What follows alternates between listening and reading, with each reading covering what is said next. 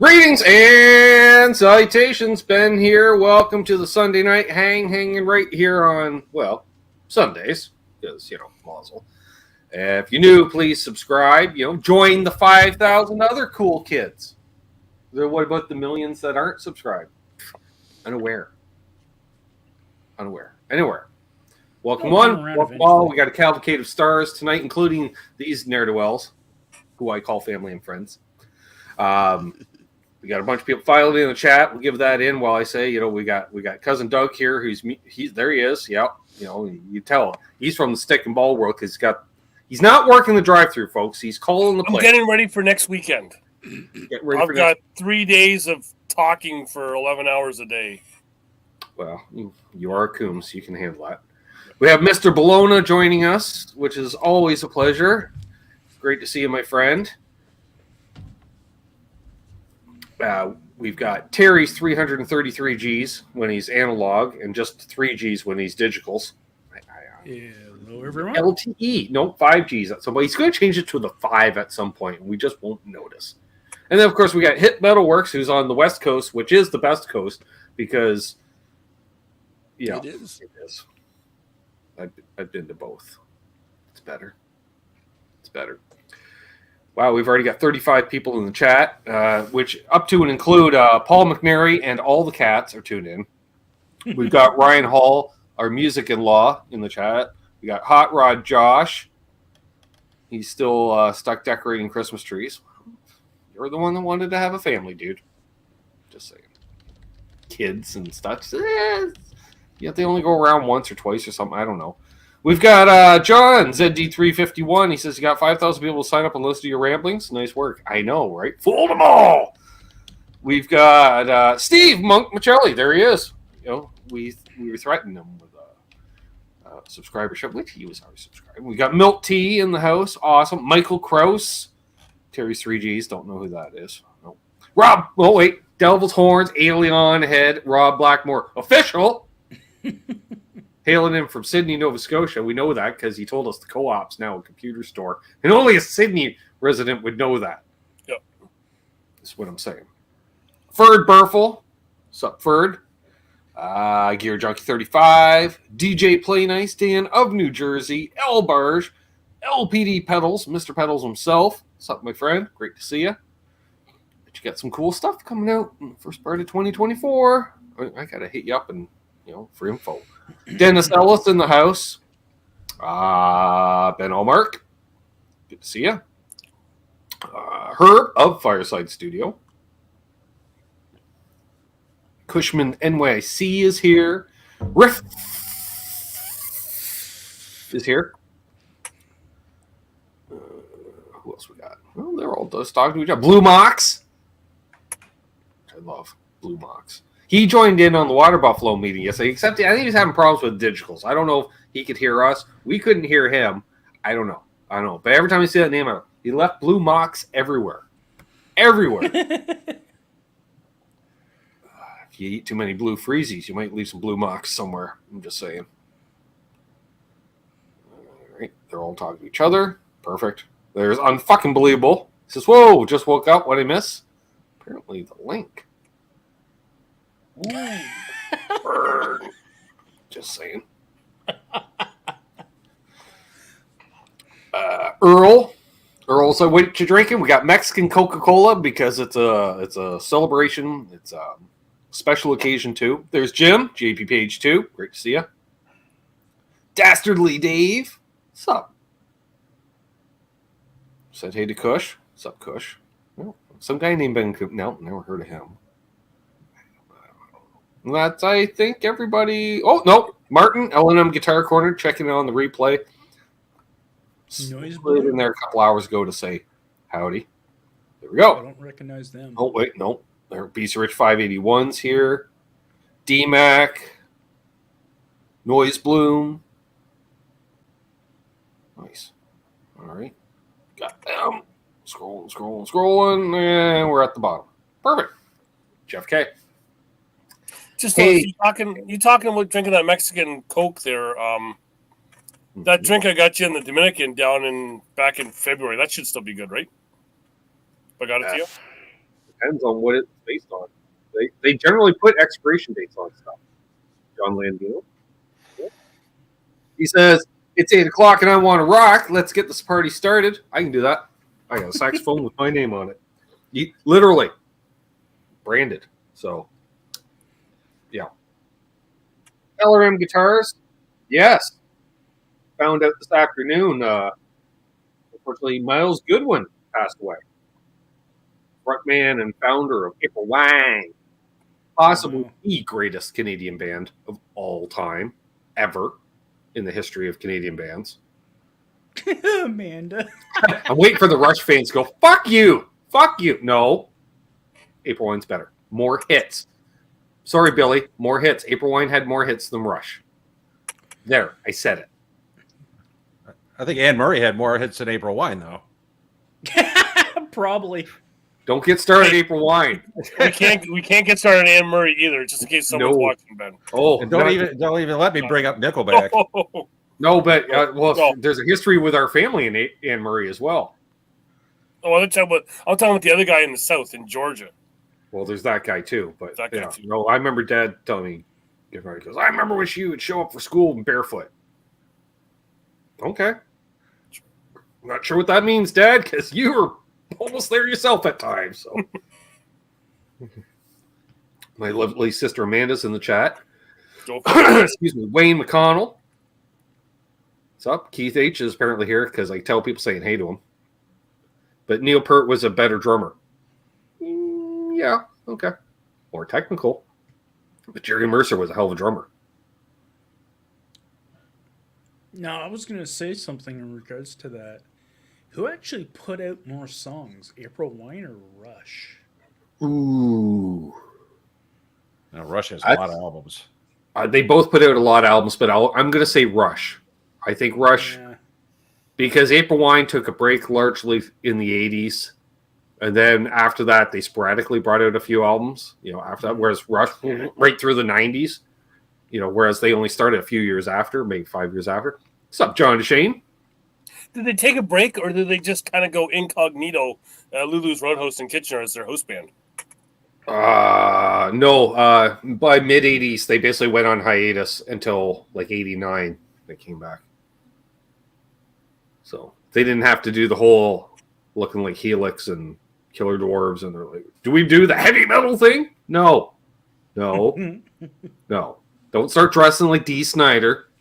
As a reject from the Road Warrior movie or something, easy. And then seeing Mr. Blackmore ask about you seeing the Kiss last concert or whatever, which really may not be a last concert because they are now, what are they, like a virtual band, they said? They're avatars. Yeah, well, I had already figured last night before I saw that news, I figured they were just going to hire 2 more replacements because they already got 2 replacements in the band pretending to be other people. Mm-hmm. It may look like Ace and Peter up on stage, but that's not Ace and Peter up on stage. So what I'm saying is I figure they're just going to hire 2 people to replace Gene and Paul and just have 4 imposters up there. We're Kiss! And Gene will be their manager until... Gene will make all the money. But then Gene went, ha! I like that idea. But I found a way where I don't even have to pay 4 people to play the parts. We'll just do it all virtually. Stupid AI Kiss. And then speaking of tours, I heard on the weekend, Def Leppard coming out announcing a world tour coming up in a couple weeks. They'll be announcing it. Another one. It's not a surprise. I'm just saying. I just bring the. He's trying to participate. It's all the music I got. Okay, that's all he's got. I'm done. He's trying to warrant him being here, not just exactly. There it is. I got my 2 things in. I'm done. Yeah. Elbar says we heard more of Rush than April Wine. Well, maybe. That's possible. I was gonna say, like, stateside wouldn't there be more Rush exposure than April Wine? Well, again, I wouldn't say. Well, not in Cleveland. No, April Wine played here a lot. like 3 times a year for years, wow. 3 times a year, and they opened for everybody. Exactly, and they did like European tours and stuff. Like 82. What was that? Not Number of the Beast. Something with Beast as well. Name. Maybe Ken knows. Ken, you were around in the early 80s in Canada. Come on, help me out. Nature of the Beast. That's it. Nature of the Beast. That was with Enough Is Enough and stuff like that. That was a big tour because there's a lot of live footage here on the YouTube. It's probably one of their biggest albums too. I'd be thinking. Yeah. Yeah. Well, Rush kind of got broken in the U.S. here in Cleveland Yes. because they would. The only reason they played it is because they played "Working Man," which is like 9-minute song. You could sneak out for a smoke. You could go to the bathroom. Yep. DJs loved it. Yep. And very much a blue collar town at times. So Yeah. working man. Yeah. And they, like I say, they were playing the bars there because half a tank of gas to get to Cleveland from Toronto. So give or take. Well, Bill, you did the trip this year. Yeah, it was like nothing. Yep. Exactly.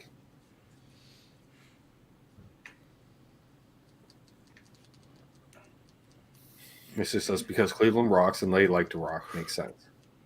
Okay. Yep. So, yes, rest in peace, Miles Goodwin, who, long illness, they said, and he had retired from the band. March was his last show, Miles' last show, and then they've carried on. And I watched a recent video. I'm like, all right, let's hear the new guy. Because Miles Goodwin had a very unique voice. And so I was curious, and good replacement. He sounded great. What's up, River Docs? Kurt 5150 as well. Missed Doc on Wednesday. He was live on Wednesday. River Docs, Miles Goodwin, and or April Wine would be an awesome video to do. Just saying. Keith H. saw Rush in 78 in San Diego. Wow. Never saw Rush live. Tried to go once, but couldn't get. I had exams, so I couldn't make it. Speaking of Rush, Geddy Lee is actually supposed to have some type of movie coming out in the next few days. Well, he's got his new book out. I know that. I haven't seen anything about a movie. Oh, he did a speaking tour too. He was just here last week. Yeah, he's promoting the book. It's called My Effin' Life, which is perfect. And literally spell it EFFIN apostrophe. Well, you got to be able to get it in Barnes and Noble. And what was I going to say? What's up, Zach Thong and RJ? Good to see you both. Yeah, and then was that Earl mentioned Getty and Alex were on CBS Sunday Morning or one of the Sunday morning shows, and they're hey, any chance y'all going to play again? We're like, well, we won't rule it out, and they said that the whole time. Not that they would play any Rush songs per se, but do something musically together regardless. Now, as far as some form of Rush stuff, and then it was brought up in Pete's chat, and all these people, Billy, I love it immediately. They're like, well, you can't have this guy because he's with this band. And I'm like, they're not going to tour. They're not. You're going to get a handful of shows at best. It'll probably be one night and one night only, probably at Massey Hall, which would be a great place to do it, or someplace bigger if they wanted to, in Toronto. And I don't know. I was thinking Stuart Copeland would be my first choice to grab for a replacement drummer for Rush for one night only. Terry Bozzio would be a good replacement because he can play that stuff. Dave Grohl, he'd do it. That would be interesting. I've seen that the drummer for Red Hot Chili Peppers. Chad Smith. That's it. He's very versatile. He is very versatile. Like, because he does the whole chicken foot thing. He does the Chili Peppers thing. I saw people were mentioning what's the name, Mike Portnoy. That was why they were like, oh, he's back with Dream Theater, so he wouldn't be available. Again, they're not doing a whole tour. What's up, Bo? Someone else who doesn't see his links. And Charles, another person, link sent, declined. Actually, he said he's busy intermittently tonight, so he's going to try to join in at some point. Maybe. I was nice enough to do Charles's show. Now he's Mr. Big Time, Doug. Doesn't have time for us mere mortals. Although he was on last week, so. He may be busy tomorrow night too. Just to let you know. Yeah, probably. Well, he may be talking with me. Okay, now Charles is just tagging himself in the chat. See, now, this is what I'm saying, folks. The man is just, hey, that Charles 75, hey, how you doing? You know, creating his own fervor, if you will. Charles? Talk Charles? in third person. Do I have to? Don't. Yeah, because that might keep him off. Whatever happened to Dale Bozzio's band? I don't know. She still does shows once in a while, like on these 80s package tours. They have like missing persons, but it's not really missing persons. It's her and some hired guys.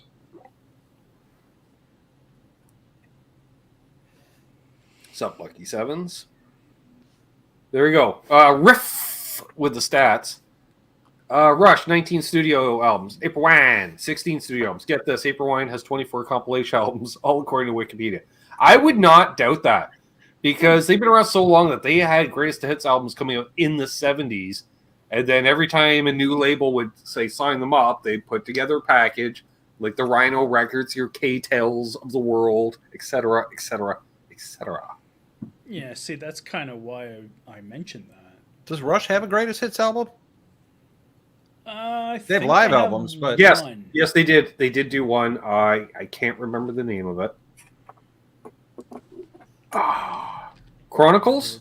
Tell you- Oh, I yeah, think you're it's right. You're right. Chronicles, yeah. It's like Chronicles Volumes 1 and 2 or something like that. Yes. Spirit of Radio.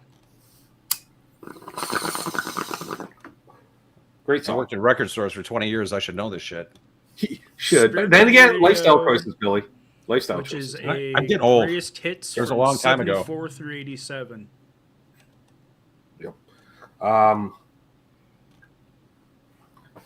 But plus, both bands would have had live albums as well. Rush live albums are some of the best live albums, because that's it. Like, you're like, wow, I can't believe they're pulling this off live. Yep, busy. What's up, Braxel? Geddy Lee on Rush's greatest songs. Even I can barely make sense of our concept albums. Right? He didn't write it. No. Yeah. You have to ask Neil on that stuff. He's like, I don't know. He's writing on about the book. Wizard. Yeah. Yes, we just discussed that, Lucky Sevens. Just before you jumped in. Hence the comparison between Rush and April Wine. Oh, there we go. The one lead singer for one of the Now it's a party. early punk bands also Well, hello there. had passed away recently. You're late. Too. Well, It was the threatening of the picture, I think. it wasn't the threatening the It picture. was It was the younger version of Charles. I had He to would wait have for done- my he son would have to done get it right off away. work because He my would have done wife it right wanted us to pick the Christmas tree with our son. So it was Wait, planned wait. event. Wait a minute.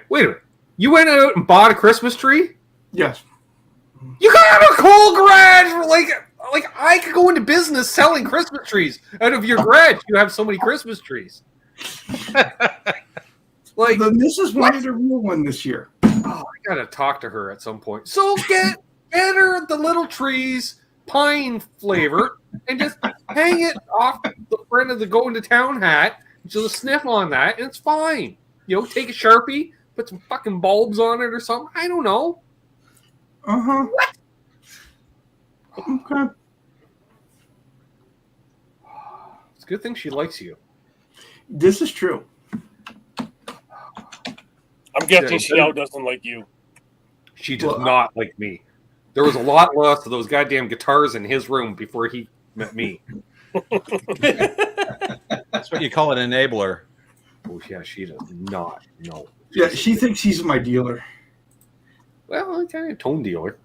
Yeah. I'm like, you know what a fella needs? So RJ, the mad one, puts out there, Triumph or April Wine? Triumph for me, April Wine. April Wine. I am more familiar with Triumph myself. See, Now, I was going to say, now, Charles, for me to get Bo on here, because I sent him the link, he's ignoring it. All I can say is, we could get him on. I'll say, Triumph is a poor man's Rush. Those are fighting words. Boom! Bo's in here. What? Love it. No, both are great bands, but power trios. Why? Because it only pays so much and less heads to pay. Mm-hmm. But yeah, I'm definitely more of an April Wine fan. Seen them numerous. I think for big time acts, I've seen them more than any other band, which isn't saying. I did. I sent it to your AOL email address. Maybe that's the problem. It's an Or did I forget AOL to put it mail in there? address. And I still on the AOL. I can send it to you. Be a lie. I can send it to you through the face space. How about that? What's up, William De Silva? He's just here to watch Charles. 45. I know. Got mail. Here, I'm going to send it to him on the face space because we're friends on the face space. Which, yeah, you're friends on Facebook. Never sent him a thing. Not a single message. I can't comment much between those two other than to say from when I do listen to radio or whatnot, I hear more April Wine than Triumph. So in that instance, it would be April Wine. I don't know, because late online you hear a lot. Magic Power, they play here all Magic the time. Power. Late online. Did I say that one? Yeah. Yeah. I think I have the American Girl single on 45 upstairs. Jim says, I saw all three, Rush, Triumph, and April Wine. Well, look at you. Never saw Triumph. Just shows he's within, again, Charles, within a tank of gas of the Canadian border. That's how you see all the, because we love our performing, because we charge the same, but we charge it in American dollars. So we charge $500 a night here. We charge $500 a night there, but in U.S. funds. That's how that works. It's that American discount. And actually, you charge more because you're from away. You always make more money when you're not local. Well, in 74, 75, Rush was playing high schools in the U.S. Yep. Boner Jam! It's odd to be this aroused when I see Hit Metalworks and a gentleman named Senor Bologna. Oh, Suki now. Happy Sunday. Yeah, it's odd, dude. That boy worries me. No, another one of the chief bottle washers from the End of the Bus Network. They're on Wednesday nights, Charles. 9 p.m. Eastern. Check your local listings for the time near you. Well, I mean, in Hip's case, he didn't get kicked out of his tone shack, so. No. Christopher Live Silva's here. Journeys to the stars, rock and roll guitars. Yeah, I like to rock. Which was great, because at the end, they play the Beatles and the Stones at the same time. And it works. They play, Day Tripper and Satisfaction at the same time. It works, Charles, is what I'm saying. Does On it? the outro. You're like, are they playing? They are. Well, that's not every band can do that. It's all the copyrights at once. Like, which one? Who copyrights it? Like, hey, no, really? What? I wonder if that was like a happy accident. Like they were in their rehearsal room, and one guy's playing Satisfaction, and the other guy starts playing, not realizing they're playing it at the same time. Right? Yeah. It's gotta be. It's the only way. Because you got to play it kind of slow and off time still. Yeah, and it's But probably it a different worked. I was keys. like, holy crap. It was years before mashups. Exactly, Jeff. Years. Ben, did you drop that link to the banjo guys in yet? Did you remember to do that? No. No. Totally forgot. Foggy Mountain Spaceship. I was going to bring it up. That was homework after your show. I hope everyone watched Walking on the Moon by Foggy Mountain Spaceship. All banjo band, Doug. Even the drummer plays drums on a banjo. Oh, that's awesome. bass and with the Moog pedals or something. I don't know, some kind of digital pedals like Geddy Lee. And then the other guy had the electric banjo into a pedal board, clearly, because at points there was effects. Including, an envelope filter. Never heard an envelope filter on a banjo before. That'd be wild. That was something. I got to check that one out. That's insane. Yeah. Oh, I just got a message from Bo saying this is the email. All right. Well, if I reply to that, I'm pretty sure that's where I said it. Well, then I'm replying with he probably has me set to go to spam. Is what I'm saying. Yeah. Sounds about right. This link was detected as spam. Oh, there we go. Charles there with the links because he's got a wrench. What's up, T-Mitts? I figured it'd help a fella out. Wibby Brewery. Are we talking headless guitars between Boner Jams and Christopher Lysalva? Oh, you gentlemen. I got one of them now. I'm one of you guys.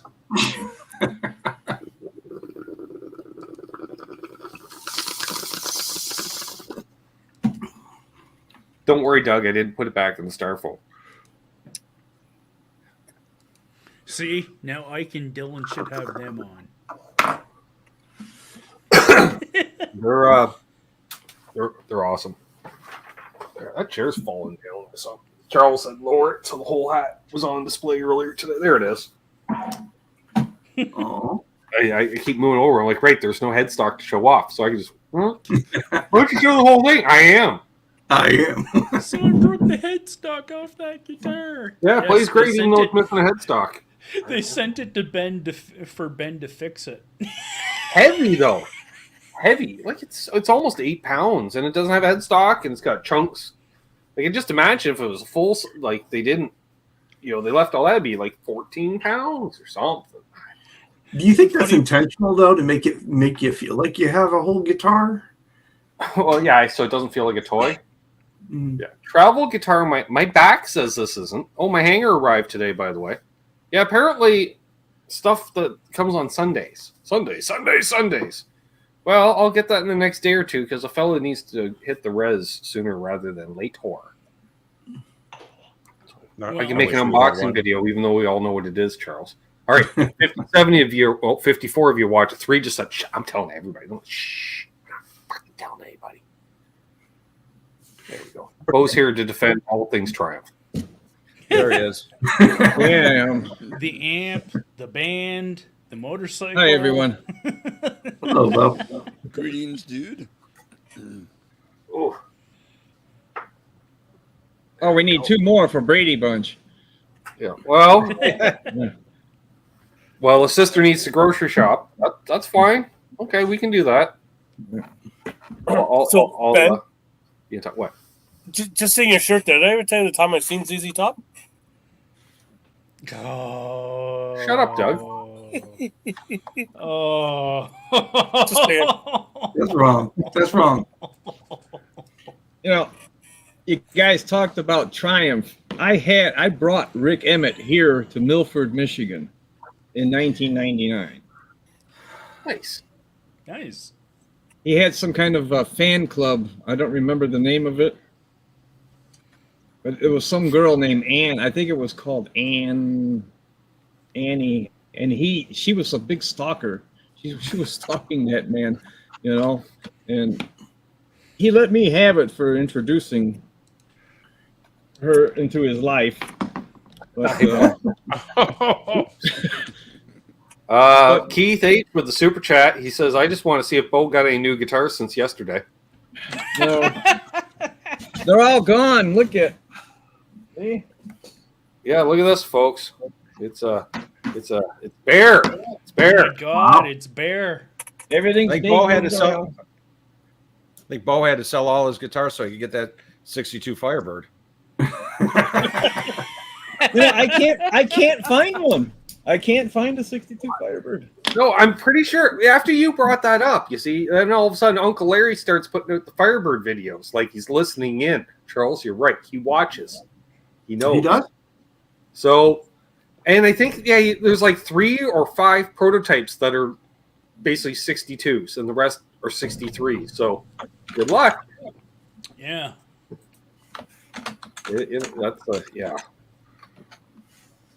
They're a lot of money because he was playing one. I don't think he. Oh no, he does or did own one of them, but they didn't realize what it was exactly, and they're all different. That's the other thing. All 5 are different. Well, yeah, they're all prototypes. I got to change stuff. Yes, Silva. That is off of 59 in Milford. It was on by the paving grounds over there. Nice. Thank you, Michael Easter. Tuning in for PEI, Doug. More of the East Coast contingent tuning in tonight. Isn't that lovely? I noticed that Mr. Blackmore said that he was from Glace Bay earlier. That he gets knocked down about 8 pedals for that. That's almost like Woolerton.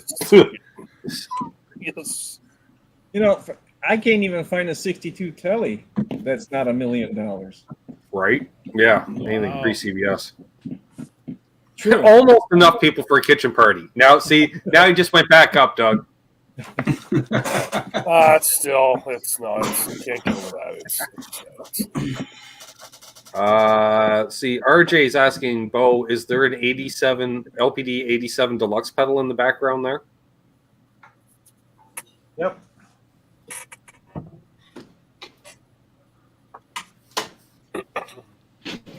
Hey. Yep. Yep. That's it right there. Good eyeball, I guess. Right? There's a pile there. So For a second, I thought he had an Atari 2600. no, the rest of them they're back in boxes. I only use this one right now. Mine's right over there.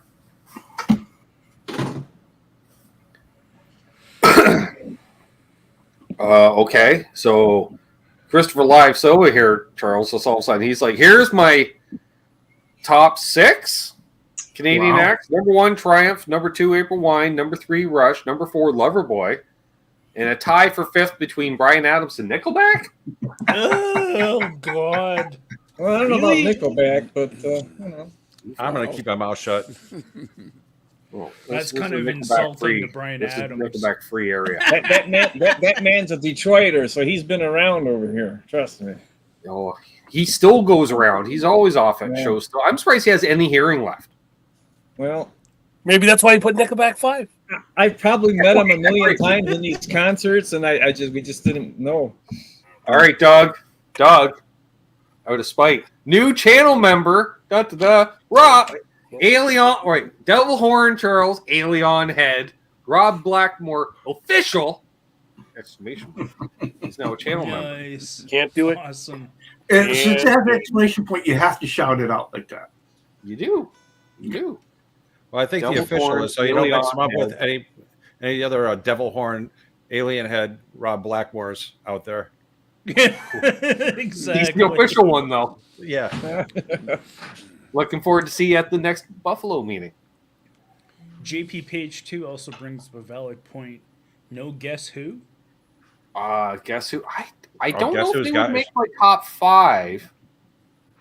Same as BC Rich mentions Neil Young. Well, if we're going bands, we'll say Neil Young and Crazy Horse, or because that was nobody mentions Frank Marino. He's Nobody knows who the he's hell a he monster is. guitarist. He is. He's freaking awesome, man. friend of mine owns one of his old V's. Oh, See, really? I think it's because a lot of us Americans just assume people are American, right? It's like Oh, and fun if fact, they break in the Frank- States, right? the Frank Marino V, as it's known, has Reno Fin pickups in it now, Charles. Oh, does it really? Yeah. I only saw Frank Marino play an SG. With who? I know he had a V. Ooh, Max Webster, they'd be up there. I like me some Max Webster. Or Ken Mitchell as a solo act. What about Glass Tiger? I like some, guilty pleasure. I will say guilty pleasure, the Glass Tiger. Mullet Rock. Everybody Oh, in the it band had the most glorious mullet. Alan Frew. Never left the Scottish accent. You grew up in Canada. Piss off. You're from Newmarket, for Christ's sake. It's north of Toronto, folks. And then, their big hit there. And then was it on the third chorus, the harmony part comes in, Doug, and you're like, is that Brian Adams singing the third harmony? Yeah. And it is. Just like once, one line. You're like, what? Really? That's all they can afford, apparently. One line. Do you know, Chilliwack and is definitely on my list of top Canadian bands. I love me some Chilliwack. another band that probably no one has heard of, which I like, they're a Newfoundland rock band, but was a band called Crush. Paul Lamb and Corey Tedford. I know you haven't heard of Sounds him. familiar. But yeah, Corey Tedford now plays with Alan Doyle, but he is an amazing guitarist. He's a great guitarist. Corey Hart, it's not really. It was rock, that's for sure. That was pop. He is more Or pop. rock / metal. You got your Anvil, you got your Helix. Like me some BTO. See the later generation. See, I like that Haywire. Oh, easy, Rob Blackmore with the Haywire. You're gonna get my sister giggling. Haywire. Oh yeah, it's because Doug. We're at the Mark's Work warehouse doing some clothes shop, right? And they got the old Canadian tuxedo winter edition, aka denim jacket with the fur collar. And she's like, "What are you gonna be in a Haywire video?" Oh, easy, easy. Hey, another Canadian band I love, Teenage Head. Yes. Like OG Canadian punk band. Yeah. Never heard of Red them. Rider. Sure. Except for the Tom Cockring. He likes to copyright a fella. I'm just saying. I did share a stage with a Canadian band, Yes, you did. Kick Axe. That's the name of the Kick-Axe. band. Oh yeah, I remember those guys. That was back Street in the Heart? early 80s, like 81 or something like that. I like me some Street Heart. Tom Lind, Newfie Rock. How many teeth do they have?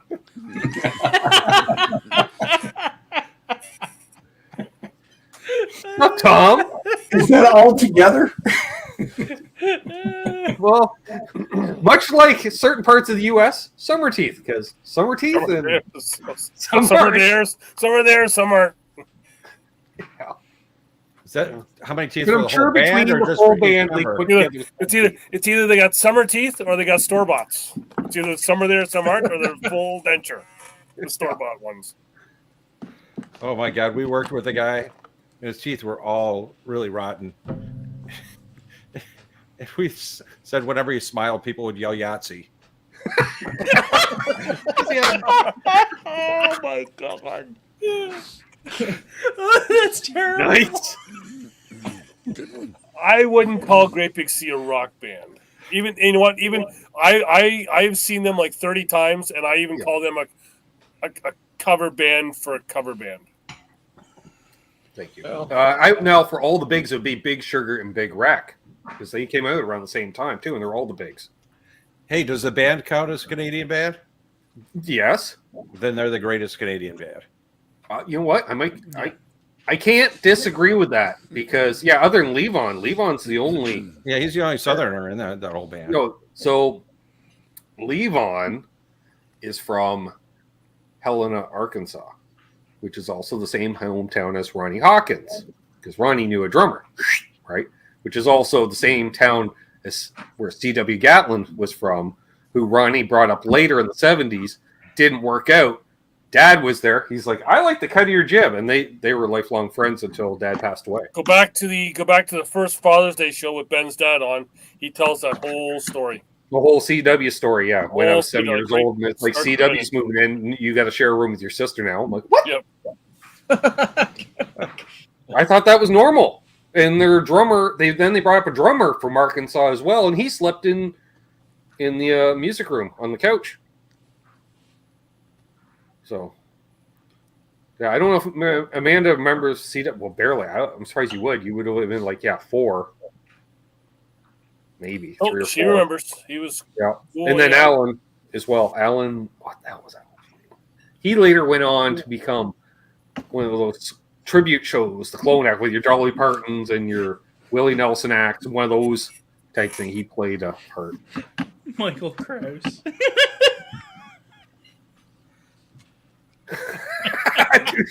Two teeth shy with 3 tooth minimum.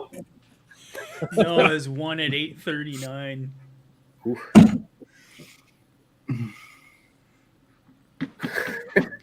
Michael Gross, that is pretty brilliant. I'm not gonna lie. That's why I was laughing. Oh, he's on fire. He's on fire.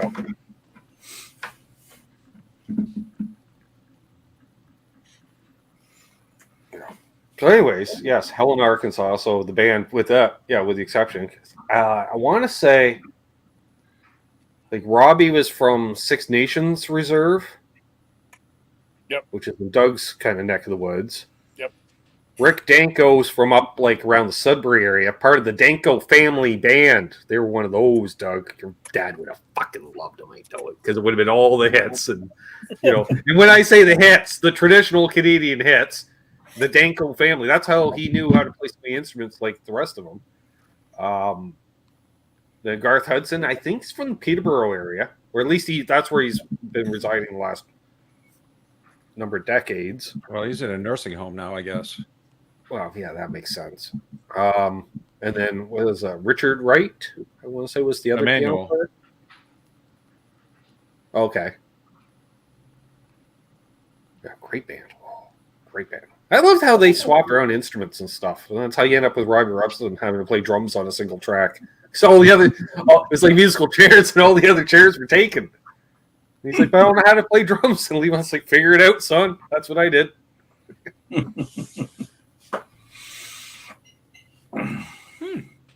Seeing Christopher Lifestyle talking about the Sudbury Blueberry Bulldogs. That is the team from that Shoresy show, which, funny enough, the goalie from that show is actually my son's goalie coach with those private stuff. Nice. I have quite a few friends in the Sudbury area. Or I'm supposed to all from the Simcoe area. Okay. Is that Lake Simcoe or Simcoe as in the municipality? Because they're in two different places of like that. Yeah. That messes me up. Don't even. Because I'm going to Simcoe next weekend. Yeah. Not the Lake Simcoe. The Simcoe that's like nowhere near Lake Simcoe. 400 There's kilometers actually away. a town called Simcoe as well. That's where I'm going. No, Blue Rodeo. I put them up there, one of my faves. Yep. Not quite rock and roll, not quite country. Kind of that Tom Petty and the Heartbreakers-esque, would you say, Doug? Okay. Yeah, and you can talk. They were great people. You can also talk about asshat lead singers, 5440. Well, I can see that. What's up, Dave Chase? Because I remember they played a show here. I had some backstage stuff. I had their greatest hits that I wanted signed, and everyone except for I even forget his name, lead singer Neil Osborne. Yeah, that's it. What do you expect? The guy, clearly Neil Osborne's had some issues and lifestyle choices, because before their first album, you look at the album on the back, you flip it over with the typical band photo, and there he is wearing the Canadian tuxedo, which is Levi jeans, Levi jacket, and a t-shirt. Canadian tuxedo, okay? Straggly hair, not quite long, not quite short. They have a career of 7 albums, we'll say, for a decade and a half. Still, fucking Canadian tuxedo. Today, Canadian tuxedo. Only swaps out wintertime with the black and red checkered flannel over not quite a jacket, not quite a shirt situation. With probably wearing the jean jacket underneath, because that's what you did. Ken's like, yep, I know that look. Half my high school looked like that. It was exactly like Neil never changed his look from high school, obviously, right through to when he didn't finish, I'm sure. How about Sloan? I got a story with them. They played a show here at the local. They played a show everywhere, Doug. Yeah, no, Sloan will play. Hey, I got another musical story, so just let me talk. I don't get it that much, but I can just talk. Anyway, so they're playing a show. He comes up with us, and he's talking with us. He's like, "What do you call it? You don't want to be back with the band before the show?" He's like, "I don't really like him right now, so I'm just gonna hang out with you guys." I was like, "Okay, sure." Because they have like some lifestyle choices I'm not agreeing with right now, so I'll just talk with you guys. Sure. There you go. Yeah, well, Sloan. I think they were on because there was a whole university thing that did a. They were playing. They played the night after Treble Charger. Well, they kind of lost their street cred, Doug, because they're like, oh, we're cool hipster alternative band in the 90s. But it's like, but you're all college graduates. Yeah. So you have a degree to fall back on, and I think there was some money involved. Family members had some cash to fall back on. Oh, a lot of bands were like that. Beastie Boys Boys came from money. Right. What's that other band from New York? I can't think of their name right now, but yeah, there's been quite a few bands that, you know, mom and dad financed the whole operation. All right. So apparently my sister likes Trouble Charger as well. I have a Trouble Charger story. That band Greta Van what's the name from Greta Flint, Van Michigan? Fleet. Oh, Greta. They're from your part of the AKA country there. Led Zeppelin, Yeah, they're too. just a little ways down, but they came from money. They had a lot of money. So You can tell That they had a wouldn't lot of surprise good me. equipment as teenagers, and teenagers don't Yeah. normally have that kind of equipment anymore. they grew up like in Grand Blanc, Michigan, and it was nice home, beautiful home. No doubt. Yeah, you see an 18-year-old playing a 62 SG. He didn't That's pay. right. He didn't pay for that mowing lawns. No. So is Bo saying he backed Greta Van Fleet with all his gear? Could have. Yeah, exactly. Okay, so Amanda says, I saw Trouble Charger, Eve 6, and Gob. That's such a 90s Canadian show. Now, Gob played the next year at the festival that during the Trouble Charger show. I was backstage area, kind of. I don't know what I think I was supposed to be working as a stagehand roadie, but really I was just bartending, which is that's fine. You know, It's a lot more fun than anyways. As opposed to lifting heavy stuff, let me just pour drinks for everybody, which led to one of the MCs leaving partway through the show and not telling anybody. So that was my fault. But I remember talking with somebody backstage, and I was talking with the MXR Carbon Copy, and he's like, I haven't heard of it. I'm like, how the fuck have you not heard of the MXR Carbon Copy? It's the number one analog modulated delay. It's been on the market for years. And he was like, I'm not really aware. I'm like, whatever, dude. You know, How long like, ago was it? and then they're like, ladies and gentlemen, Trouble Charger. They come out, and I'm like, that's the dude. I'm like, fuck me. All right. So I totally was. And then after they do their set, I look at his pedal board, and it's all boutique. Like, a lot of handmade with the hand stenciled controls on. I'm like, oh, okay. I'm like, that's why you haven't heard of the MXR Carbon Copy, because you got the Lawrence board before Lawrence existed, even. You know, type. You know, I was like, oh, all right. And then, so I apologized to him. I'm like, touche. I'm like, what's that? What's that? What's that? What's that? What's that? And he's like, oh, you're into gear. I'm like, oh, yeah. Another Canadian band I like was the Watchmen. Yeah, they were pretty popular. Seen them a couple times. I know their bass player. Never heard Same of it. festival, Doug. You want Prior year, you want a cookie for knowing that?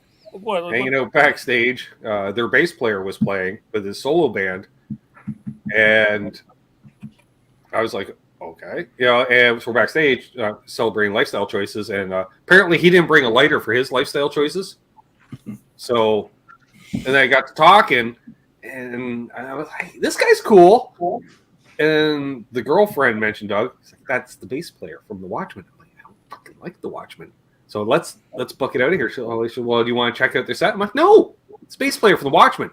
But then he played a pedal steel guitar through a full pedal board, including Phase 90 on a gospel song. And I went, my life changed at the moment. I went, he's the coolest shit ever. And then The rest of the band still sucks. So what you're saying is you flipped. You now love the Watchmen, hate her.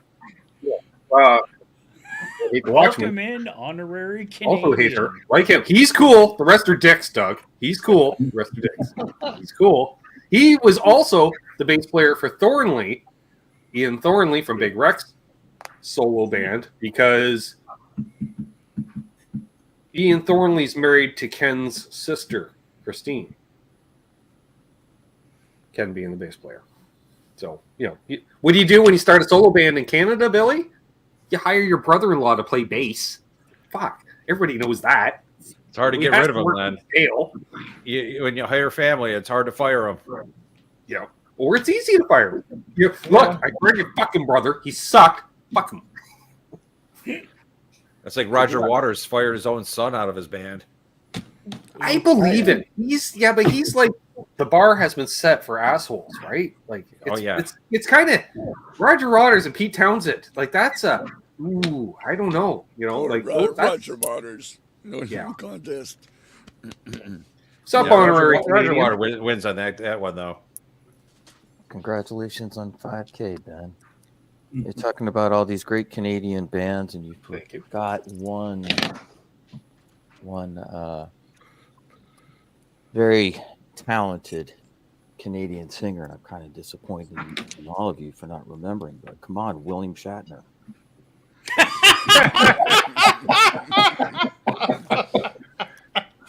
I expect Charles to bring him up at some point. Charles, so much if anyone's got Shatner's album, it's Charles here, right there. He would have the album. He's like, all right, my father had the album. I inherited it. Touche. Leonard Nimoy made a record too. Yeah, he did. Just about as entertaining. Yeah.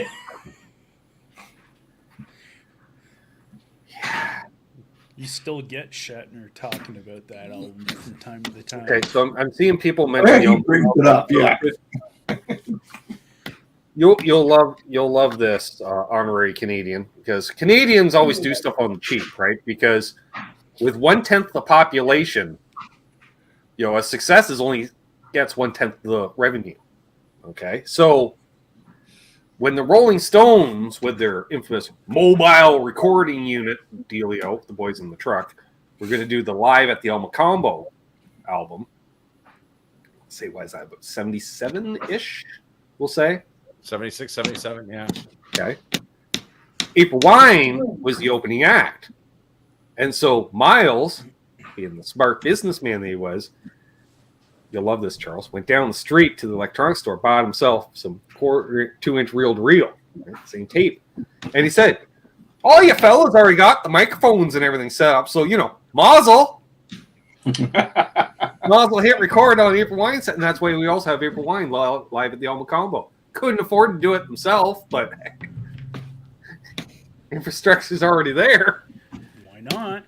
Yep. And I can see it too, Charles, because the price of, well, we've already mic'd the Stones gear. We haven't mic'd your gear. Ah, fuck it. We'll just play through their gear then.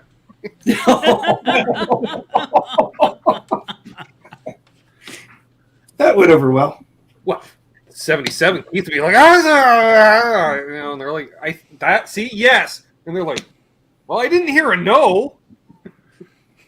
I'm just saying. Rookie. Yeah, good luck playing that 5-string telly. Well, you've just played through the amps. You still play your own guitars. Plus, April Wine had, they might have still just been the 5-piece at that point. They were 6-piece for a while. 3 guitar players. Because Miles sang and played guitar. Which was great. 6-piece? Really? There were 6-piece? For a while. Late 70s through early 80s. With like the Nature of the Beast album, that was 3 guitar parts. Because for a while there, some of the stuff, a lot of it would be 2 guitars, and Miles would just sing. And then every once in a while, he'd play just rhythm, and then other times he'd play. Actually, he took a fair amount of lead breaks too. What's with Iron Maiden? How many guitarists do they have in that band? Oh, I don't know, like 14. 3, I think. Right. 3 full time. Well, yeah. Adrian Smith left, so they got the new guy to replace him, and then Adrian Smith came back, and they just kept the new guy. Right. It's like I saw it one time on the thing. It looked like they had 4 guitarists on there. Maybe one guy was just special guest or something. I mean, I don't know. And then for years, Steve Harris's bass tech also played keyboards off stage for all the keyboard parts. And then when asked, how are you able to play the keyboard parts? Don't you have to bass tech for him? It's like, no, once I handle the bass, we're done. We broke the last string he broke was 8 years ago. We're good. Nothing goes wrong. I hand him the same bass every night. It's good. Zach brings up a valid one. Our Lady Peace, who I guess had some American penetration. They opened for Van Halen on tour.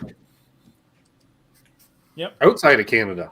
You got to point out, because a lot of bands open for American bands in Canada. Nope, they're Van Halen's like, fuck it. Speaking of opening, I did see that the Trues did open for Kiss at one point. They made a big thing on the weekend. Who hasn't opened for Kiss? Listen, like I said, I don't bring much. When I bring something, just let me freaking bring it. I'm just saying, though. Who hasn't opened for Kiss? Oh, Ben, I just got your message. Well, there you go. Shit. Good old AOL. Oh, yeah. So you'll be here in a minute. Yeah. Yeah. Be there in a minute. But it all changes next week. Bo's getting modern internet next week. Oh, yeah. You're going to be fancy. Yeah. I guess The pigeons AOL need to still find a has new their job. mail servers on 56 Thank you, Zach. dial-up.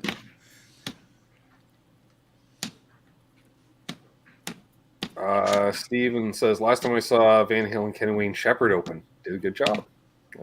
I was just a kid at the time, I'd imagine. Ace Frehley hasn't opened for Kiss. Are you sure, Michael Krause? Are you sure? Although, no, I do remember he was invited out, and that was just a few years in the last few years. He's like, fuck no, I'm not going out opening for you guys. Vinnie Vincent should open for Kiss.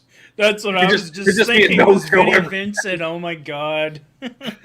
Well, apparently, Doug, my sister I appreciates. know someone does. Someone does. I was just thinking another Canadian band out of London, Ontario, the Gundarbas. The Gundarbas. Man, I haven't heard that name since 1997. I'd say about 96, but sure. Eston Ray, what's up? See, RJ hasn't opened for Kiss neither. Quentin James just woke up. Your What's pops, up, Pops? Hell, Quentin James even opened for Kiss. I bet he did. Well, I do know Collective Soul opened for Quentin James. Mm. Because I think they had like a long drive to do, and they said, do you mind if we just play first, then we can hit the highway? That's how Collective Soul opened for Quentin James. So what's the worst, most embarrassing opening band you've ever seen? Oof, yeah. I've got a worst band I've ever seen that closed the show. Let me guess, the Tragically Hip? That'd be them. Either tragic in their hip. See, the one that I saw was Air Supply opened for Rod Stewart. Oh my! Oh. Wow. Oh my! I can't even think of a song Air Supply does. I don't think you're missing much. No, Ooh. No. you're a lucky man. Octopus Ears. Jay Oh, Pinkett man. Smith's band. I've heard up, that Octopus that's really Ears? cringe. I seen Space Hog and Oasis open for the Black Crows. I saw Oasis open for the Black Crows. That probably wouldn't have been bad. Actually, it sucked. It sucked. I tell you what, I've seen those bands a few times, and they're very hit or miss. Black Crows could be like the greatest band you've ever seen, or they could just be awful. Just depends on how fucked up they get before the show, How fucked right? up they get, and how pissed off they are at each other. And That's- Oasis was the same way. When I seen them, Same thing. They're all wasted. They're all pissed at each Have other. a good night, Amanda. See, I can't see how people could play together all pissed off at each other. That's I can't. Separate buses. when I seen them, it was like a That's how- torrential downpour in Exactly Toronto. as Hip said. When it comes to this, Ooh. sometimes that's thicker than blood. I mean, if it was me, it would be get the fuck out of here. All right. That's So it. Riff asks, what do you think of the band Die Mannequin? I like the rock sound. I might have been the only one because they seem to disappear pretty. I don't know if I opened for them or they opened for me. I was I gonna wanna say I you played a talked show with about them. before. I want to. that a Or Canadian band? maybe I did sound for them. Oof, that's a blurry thing. Or I was just at their show as a local promoter. I thought you said sound in the past. I liked them. I really dug them. But yeah, they played locally more than once because we're halfway between Toronto and Montreal. And if you're a heavy band, my buddy Dan would book you into this little dive bar, which, regardless of who was playing, I was always just show up at the back door. He's like, "Oh yeah, you're one of the you're one of the local things," because he liked having a bunch of members of the scene there, if you will, like one or two guys from 6 of the local bands to support which then other people are there, and that's exactly how I got into all these venues too, because the same bouncers that I played at all these shows played at the other places, so I just walked into the back door and come on, bro. You show up, they're like, "Hey, you playing tonight?" And you're like, "No, I just want to check out the scene." Yeah, okay, you're in. Yeah, I had that situation here in Cleveland for years. Now I walk into a club, they're like, "Who the fuck are you?" Right? Give me $20. Well, it was funny. I got a buddy's band playing locally, and it's like a bar that used to not charge Carver, and now they do. It's like, Carver? Yeah, Carver. Like, want to pay $5 to see buddies play? don't just charge go hang Carver? out. It's up all day, all night. Wasn't planning on having a drink or anything. And plus, it's like, do I want to hang out at a bar if I'm not drinking? That was the other thing. In my case, I call it entertainment. Oh, well. Yeah, it's all fine until you get a beer spilled on you or something. You're just like, fuck this. Yeah, that I agree with. So, yes. But thank you, Riff, for the super chat. I do appreciate that. Yeah, I gotta look them up. Yeah, put a pin in that one. What's the most irritating thing is when people steal your shit off stage. Oh, yep.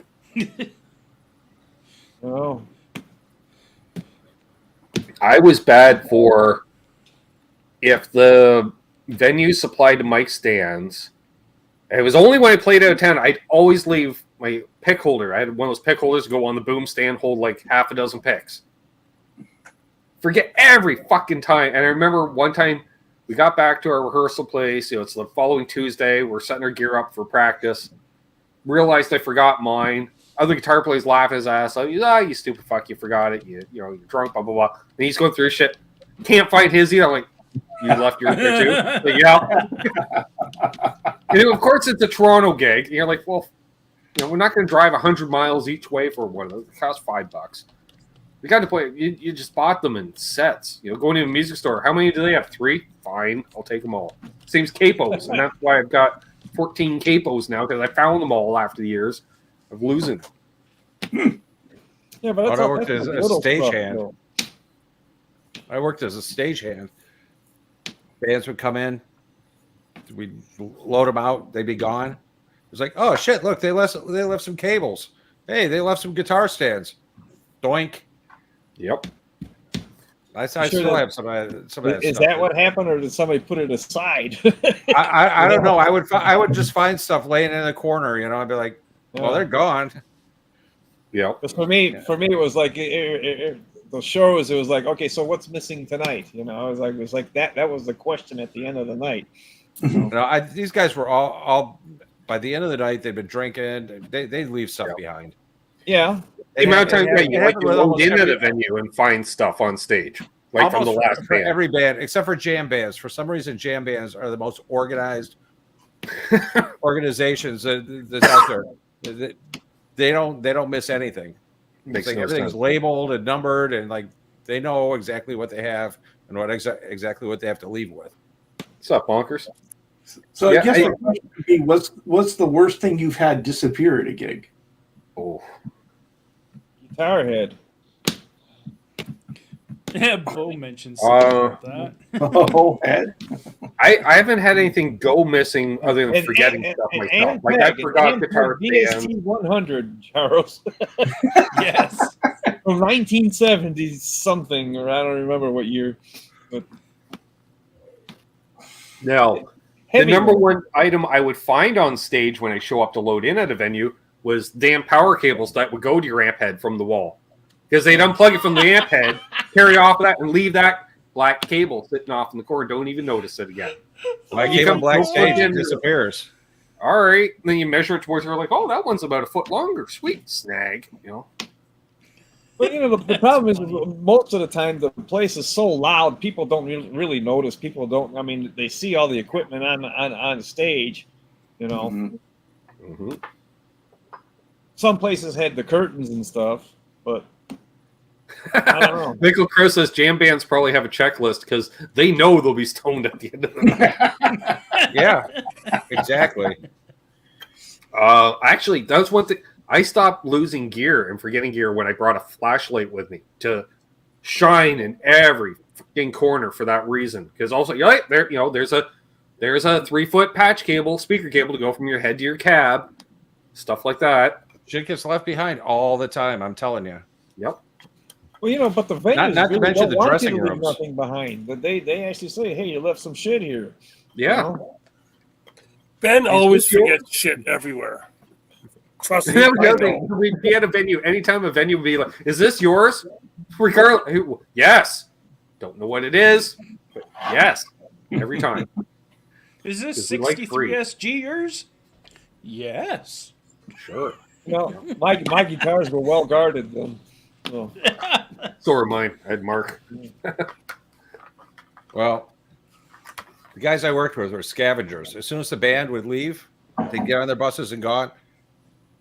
Everybody ran to the dressing rooms because they'd be digging through the couches, looking for drugs in the couch, any kind of liquor that's left over. They just like There was nothing left over, was there? they. I worked a Mariah Carey show, and when we left, we got a bunch of bottles of Cristal. What is that? Champagne. Yeah, Like, Cristal. yeah, Yeah. crazy expensive champagne. I remember after we got done loading out, everybody sitting around drinking it out of like plastic cups, like beer cups.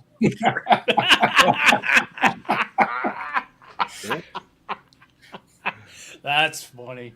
It's like, And it tasted even better. oh, it wasn't good. Not my thing.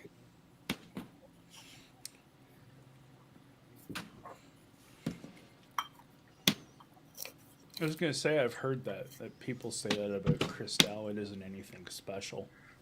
That's right. It's called living off the land, Michael Gross. I thought it tasted like Flintstones vitamins. Those Oh chewables. God! Can't do champagne. Never like champagne. Oh, nasty. Wow, this is You can always amazing. weed out- $3,000 weed out, energy drinks. Yeah. Yeah, those guys would just go into their trailers and they'd go in there and they'd be digging through the couch cushions. Yeah, but they'd be on their hands and knees looking for little nuggets of Oh, whatever yeah. was Oh, for sure, for on the sure. table, you know, it's like God. Yep. Aren't you glad you got into guitar, Charles? It's all Oh, yeah. wonderful things. Yeah. Too bad. All this stuff happened 30, 40 years ago. All the Oh, it kids. still goes on. I'm sure it does.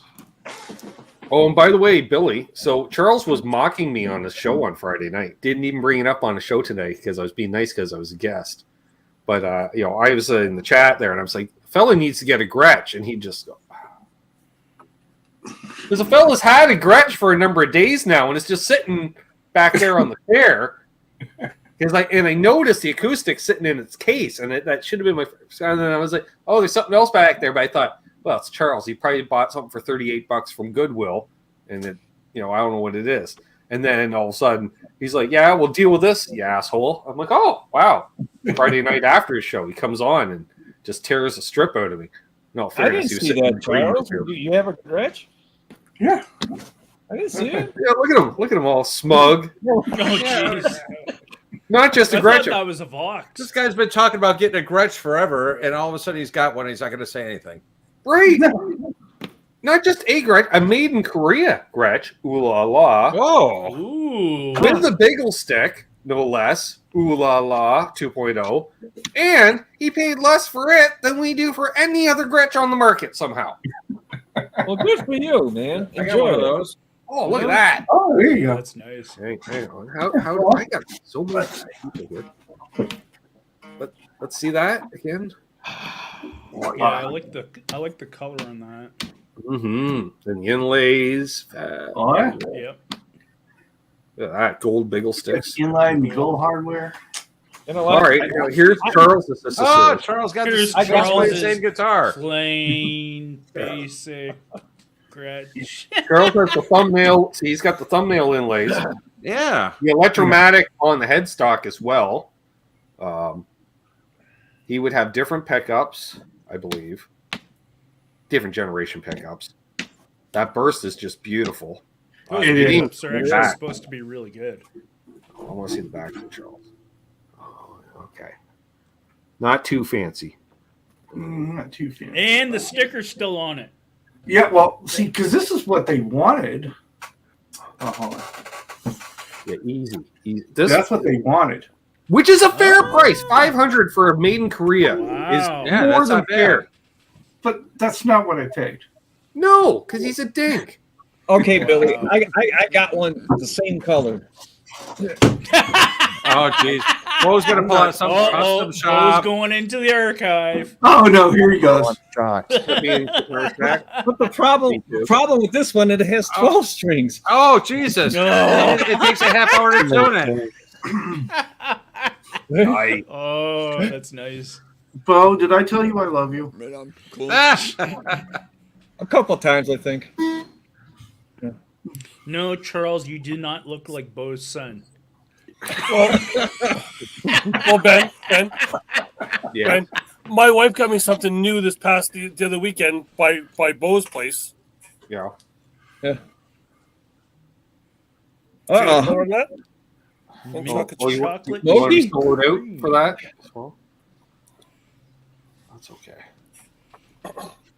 Oh, Patrick Traits asks what fabric you're pasting on the Gretsch, Charles. None. Better not. D. White Bailey. You know, they call that walnut, too, and it's black. Right. Yeah. Fruitcake Tony's here. No, you're not. No, not even. Not even close. Anyway, early for tomorrow's show. You know who has a great Tiny guitar you had collection? that. anyways. Who has a great guitar collection is Dwight. Dwight does have a hell of a guitar collection. He's got some guitars there that really impress me, man. It's like Bo approved, Charles. That's Yeah. Right. He's got good stuff, man. Yeah, because he has stuff you're like, wow, that's got to be Yeah. custom shop because I've never seen anything like that before. Yep. Hello there, Dwight Bailey. You know, it's like he's like, you ever seen a flame top V? No, we have now. You're right. It's like that one Guild acoustic he's got. It's just like, oh. The inlays, the binding, the nice top on it and such. Hey, it's Robert Baker. No, it's Rob Baker. Or sorry, Robert Rob Baker. My bad. I don't see no ERT there, so yeah. It's free. And also, that Baker doesn't have a rock and roll course that's on sale at the moment. He might. We don't know. We don't know, Terry. He might be one he just Yeah, doesn't brag on. true. True. He's got a nice guitar collection too, actually. Yes. Yeah. You know, I remember. Yeah, he's like, I'm in a rough place, Charles. I'm gonna go down to Nashville, get my drink on. I'm like, he's coming home with an R9. You know, he's coming home. That boy has a 62 Damn. Strat. Yeah, I forgot Absolute Mayhem's in Absolutely. here as well. Yeah. Hello there. Don't mind if I do. Right. Speaking of lifestyle choices, Smoke them if you got them. $5K's worth. Sure. I was looking, Ben, back to your first show Sure. for your extra guitar stuff, Okay. and it's got 389 views. So I Yeah. think your 500 subscribers should be watching that a little more. Oh, you mean? Well, yeah. Well, 89 views of that's from Charles. It was you and Rich. Charles has it on a loop. Yeah. Speaking of which, what's his name there? Alaskan Rockstar. Shout out to him. He's been on the playlist because he just like leaves a little devil horn or something on each one, and he's watched all the Charles Green episodes over the last week. I'll tell you that right now. He's Sounds like a left choice, some, yeah. some double horns as well too. So thank you. Speaking as of well, which, too. coming up 1 week from tonight, we've got Aaron from Albus Band, Nice. including premiering his new music video, I believe. Ooh. Because we can do that because I got bandwidth now. Yes. There you go. We also have, in 2 weeks from tonight, we have Bo dropping out for some reason, but sure. I think he hit the wrong button. You know he's going to do that in 2 weeks? You just did it now. Bo dropped out as Sweetwater. Yeah, that's Sales Bo. engineer is calling him. So, He was just like yeah, this. 2 weeks from tonight, we have Charles Green coming on. I know Doug always likes those episodes. He does have some of the best stories. And then the week after, that's the 17th. So that takes us up to Christmas Eve, which is, if you're around, come hang out. It's Christmas Eve. And then the week after that, oh, Christ, I got to do a New Year's Eve show. I don't know if I'm going to start that on time. I might push it back an hour or so, Charles, like a 9 p.m. start, just so we don't have to sit here for 4 hours just to get the midnight. They're like, let's do another time zone. No, we're in the Eastern time zone around here. That means 12:02. It's good night, folks. So we'll be doing that, and then hopefully the week after that we got Tom Buka back. No, we don't have Tom. Everyone should. Are you kidding? No. I wish. Luke's going to do your show. I wish. So If you keep playing it, it's going to be true. Have you asked those homeschoolers out there that watch Uncle Larry should comment. Please come on the Sunday night hang because I'll put it on there. reaching out to him very soon. So maybe if a few of our fellow, knuckleheads, we can, say, hey, you should come on the Sunday night hang, or you should do the Sunday night hang, or whatever. Yeah. And then he was like, "What's that?" And then he'll search it, and he'll be like, "Wow, there's a lot of people I know that are alumni of it." It's like, yeah. Problem is, he has no social media presence. So he always says in his videos too, Billy. He's always like, "Well, email me, blah blah blah." I check me. I'm like, "Well, what's your email?" It's not listed in his description. I go to his channel. I go to the About tab. All it says is it's Uncle Larry. That's it. No email. Yeah. And I'm like, so what's your email? And then I was watching a video, and he mentioned it. He goes, oh, it's just blah, blah, blah. I'm like, aha, really? Noted. So. There you go. That's the way to do it. See you, Rob Blackmore. We still love you. Well, I love you. Doug doesn't. Please.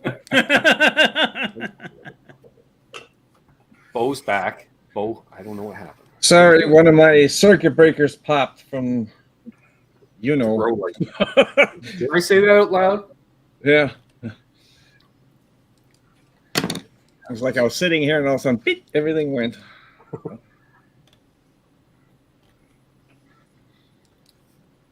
Yeah, we got all kinds of people in here now. We got 54. Awesome. Please hit the like if you haven't already. And of course, subscribe if you're new. Join the fun. Onward and upward to 6 to 10K at some point. I don't know. Thanks again, Charles, for having me on earlier today. We got, an hour long? We got 3 stories out. Perfect. Well, no, thank you so much for being on. It was a thrill. It really was. It was not a thrill. He's just being nice, folks. It was not a thrill. I was a little late, Charles, so I'm sorry. No, you're a busy guy. You came in at the perfect time. It always seems I always get guests when your show was on. Well, I heard a lot of either both in the chat and in comments later that notifications didn't seem to go out on that one. I got Really? one. I don't know, but YouTube's been propping in my face ever since. Like, you should watch this show. I'm like, I was on it. I don't need to watch it. Not to mention, I already gave it a thumbs up. because they knew it was going to be growled. Oh yeah. Teammate says Uncle Larry sure can play. Not sure how good of a guest he'd be. Oh, he'd be good. I've seen him on stuff. Paul McNary was lurking. Cats seemed to want him that time of day too. See, Bo, you're not alone. Is what I'm saying. Paul had to go into lurk mode. That's fine. So the cats were watching? The cats were watching still. They just keep wiggling the mouse, keep the screen active so it doesn't go into screensaver mode. Perfect. The cat's going. They just walk thumb across up, the keyboard. Thumb up. Oh, he has to do that every time I'm watching the live stream. Never does it during just watching the video. During the live stream, also clicks the next video. Something. What the? Yeah. I'm sitting there watching an ad, waiting to get back into the chat. Come on. Well, I'm pretty mellow. And that's why I think it'll work. He can have his cold snacks, and I'll just behave. No, I won't. Good man. It'll be fun. Yeah, it's my Uncle Larry impersonation. Show your beer. Yeah. And then play chords that nobody will ever understand. Right? And his voice is so nice. Yeah, like or playing a run of chords and the vocal melody of the song at the same time. You're like, how? What? How? Huh? And he's like, hey. That guy's from my neck of the woods. I probably saw him live when he was living in Cleveland. Mm-hmm. I'm sure, I didn't remember him, but. See there, Paul just said all the cats. Well, I used to see Rush over at Cleveland a lot. I remember. Oh, they were here all the time, yeah. Yeah. So I was going to say there'd have to be probably a lot of American kind of Canada-U.S. border cities that probably did get a lot of acts from both areas. Oh, it's huge. Not as many Americans coming through to see us because, again, weaker dollar by only 10%, but 10% is 10%. Well, no, I run into Toronto a lot. Yeah. That and Nice. Hamilton and Toronto. Yeah, well, that's what I was going to say, like Hamilton, Windsor, that area. There was some Texas venue there. I don't remember the name of it. It was pretty big. I don't remember the name. It was right there in Hamilton, just like close, not in town, but it was like on the outskirts of it. I wonder if you guys would probably know what the name of it is. I wonder if that's that one where, what was it? Albert King and Stevie Ray Vaughan did a.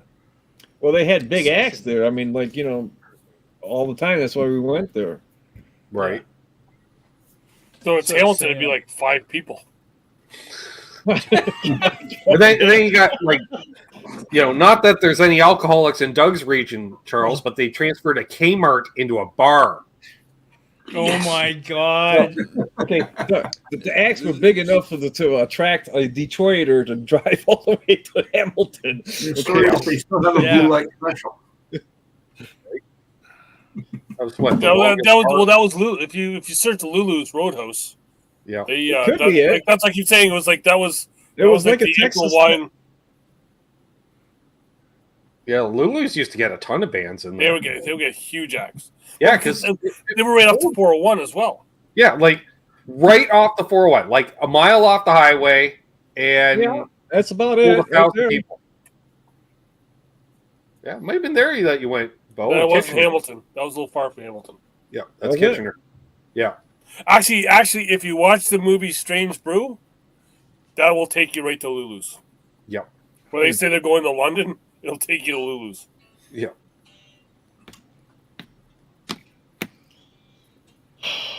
I was only in that place once. Ben's Telly. I always wanted to go in there because I would see it on the way to visit you, Doug. I'm like, oh, there's Lulu's. I can hear about it, I was in there once, and I seen one of your former guests there. He was playing guitar for. He was playing guitar for someone else. It held about 2,000 people, I would say. Yep, about right. Can you guess that guest you had on, Ben? Who would you have seen? Stuart Cameron? That would be it. How do you like that? Hundreds of guests? Oh, it wasn't that hard to get. Who was he playing with? Ashley McIsaac? That'd be correct.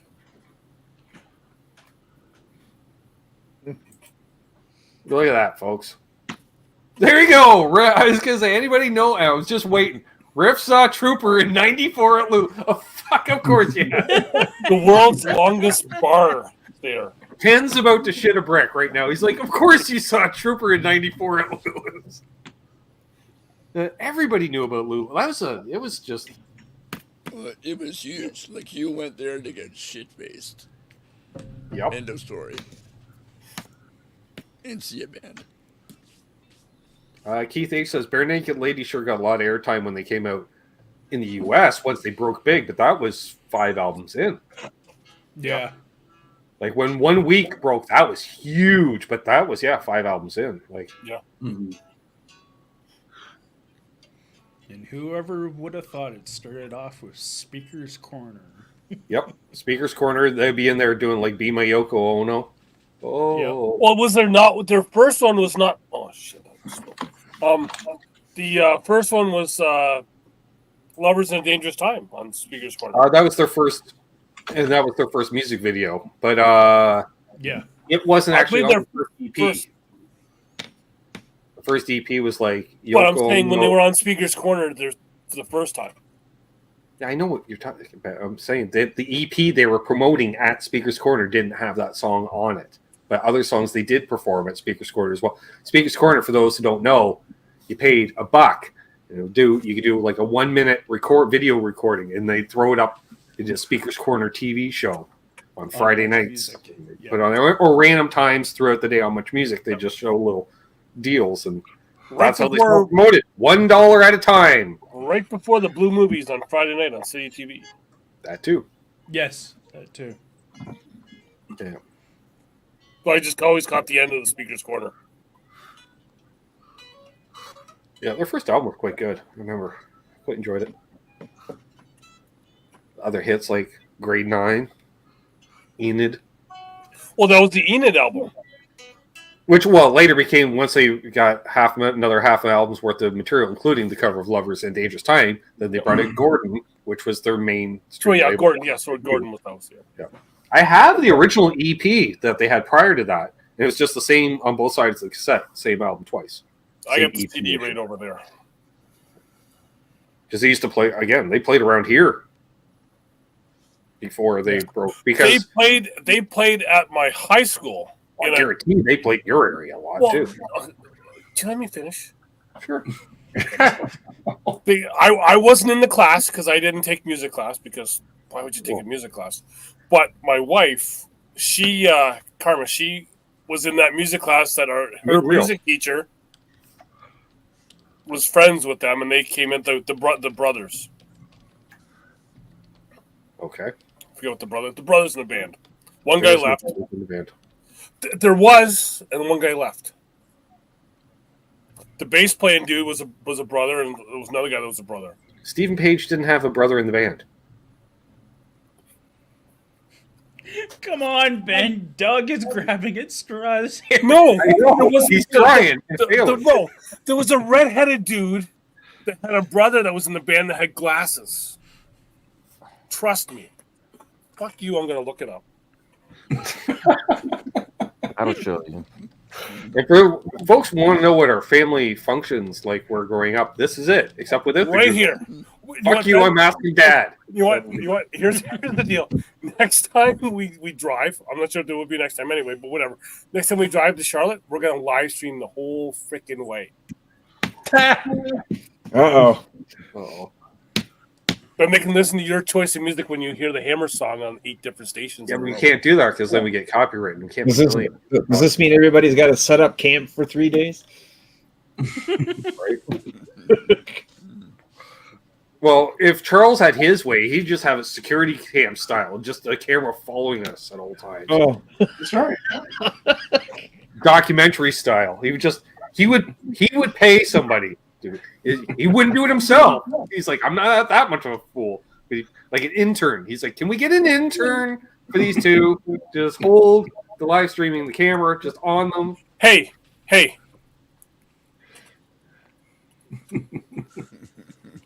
From Google, you bastard. Initially, the duo of Ed Robertson and Stephen Page, the band quickly grew to a quintet, adding brothers Jim and Andy Cragen and Tyler Stewart. It's on the internet. So it has to be accurate. Yeah. I'm with you, Doug. Then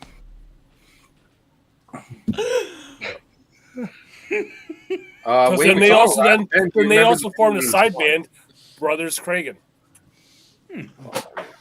So there, I know more than you. Or Google does.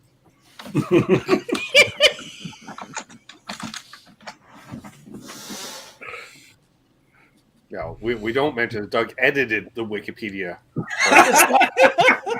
prior. It's not Wikipedia. Doug made sure to donate the $2 to edit the Wikipedia app.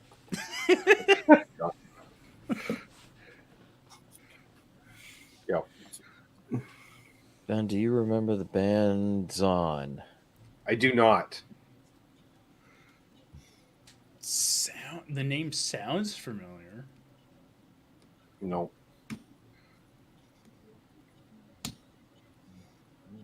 I remember several Canadian bands with 3 letters, but not Zon.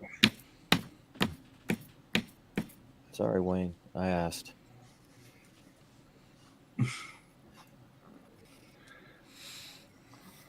People talk to each other. Looks like Rob Baker's really excited about his new guitar. Yeah, I'm getting that. Right. I got to scroll back.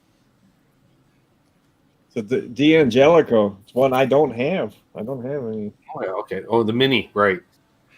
Really? Well, he said filling the void of a 339. Again, you don't want an adult size semi-hollow body? Going for the Junior Miss model, are we? Rob will never be a channel member again now. That's it. He's like, and blocked. No, congrats. Also got a Fano JM6 last week. Wow. Look at you. Been on a buying spree. Cool. Have to see these at some point.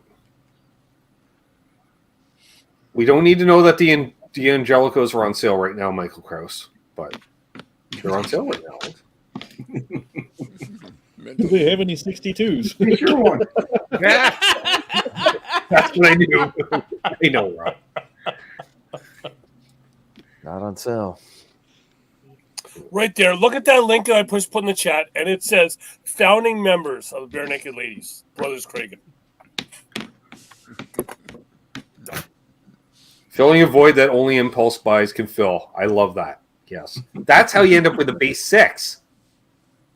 Yeah. Don't need it. Got one, though.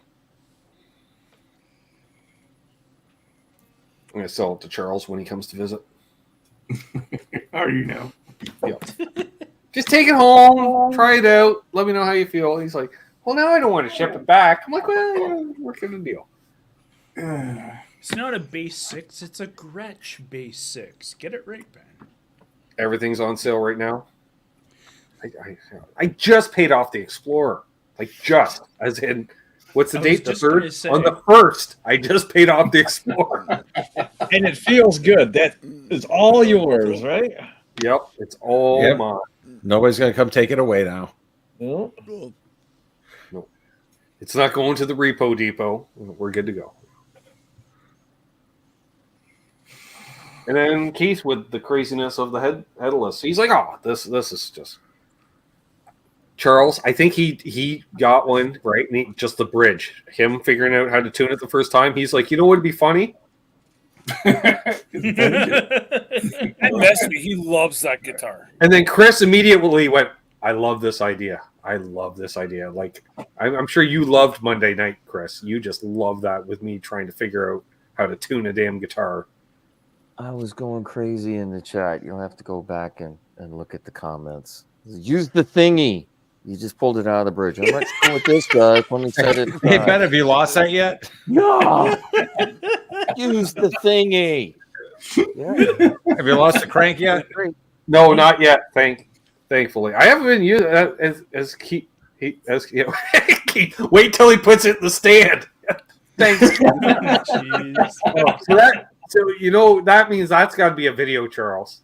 Oh yeah. Yeah. Okay, I will shoot that video, Keith. That will come up this week. That might be Friday's video. Don't you mean a guitar hanger? I don't know. I think it was called like a dock. I'm like a docking station, like for a laptop. What? I'm like, I don't know. Like I got it. Yeah, it's on a stand, kinda at the moment. All right, so T-Met said, "What kind of Explorer did you get?" Well, we can show it off. A 94 it's Ford. fully paid off. Kind of one of those, except different. Ben got a 94 Ford Explorer. It wasn't a guitar. Yeah. With 2 good tires. That's all you need. It's got summer Winter- tires. The summer tires. Steel winter rims. 6 or 8 Blizzaks.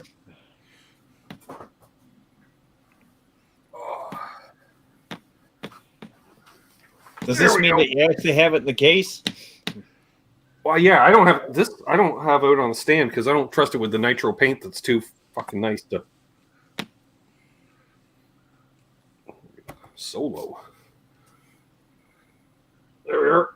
You can see in the ring there, Charles, a couple little. I don't know if I yeah. did those, but there's a couple dings in it now. Well, they're there. Hey, are the They're screws in those, definitely there. Well, screws now in you those got pickups, bandwidth, gold? we can actually see it, whereas we couldn't before. I've always wondered why every one of your guitars has that big ring on it. Every time you show them off. It's an onion ring, honestly. My signature right there, right? The big ring. Yeah. So Ben, did you lose the truss rod cover already? Nope. I think it's actually in the case. I think it's actually. So I you lose the think screws it's and the okay. covers all the time. I'll double check. Yeah, but I am leaving it off on purpose. Learned that Do you trick. have locking tuners? Do you have locking tuners? The automatic ones? Nope, this is just the regular mini Grovers. They're fine.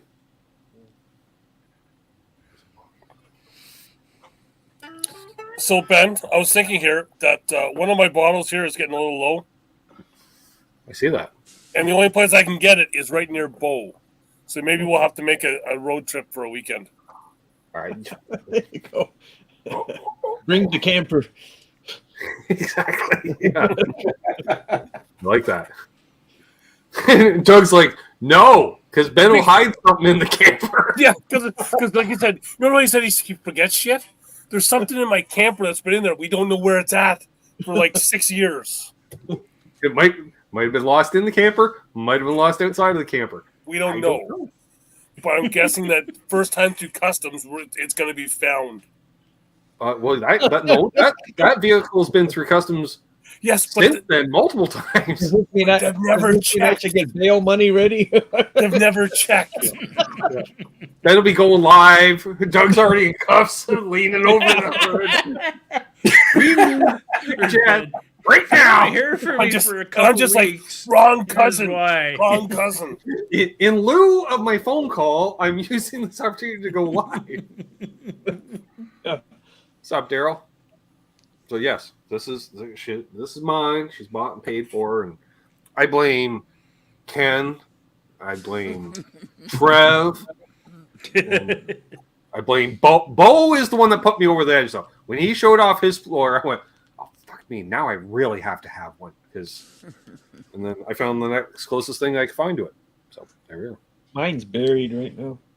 That's Literally. basically it. I was going to say, I was waiting for Bo to go, you mean this?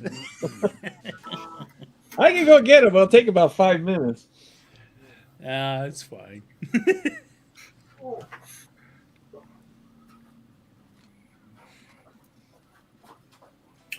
Surrounded by a bunch of explorers. It could be worse.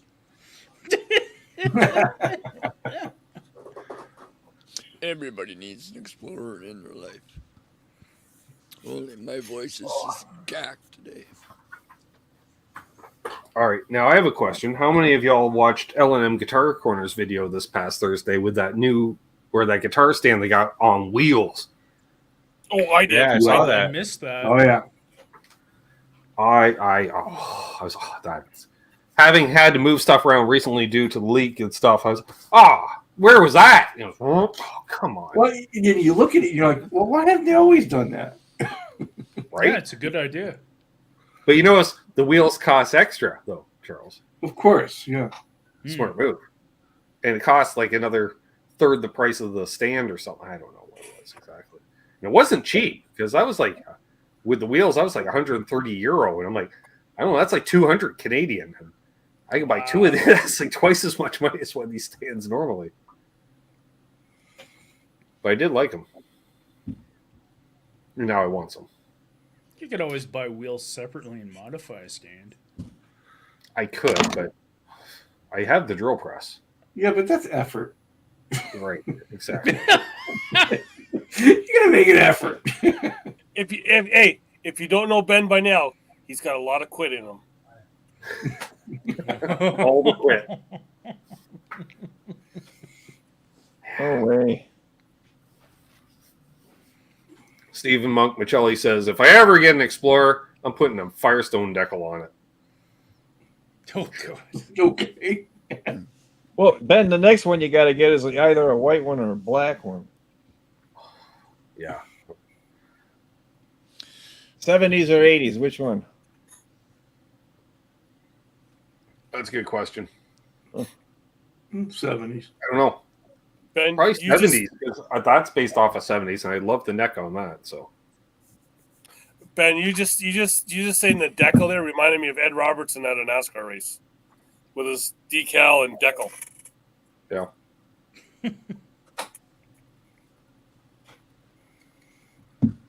I like those triangular stands with no.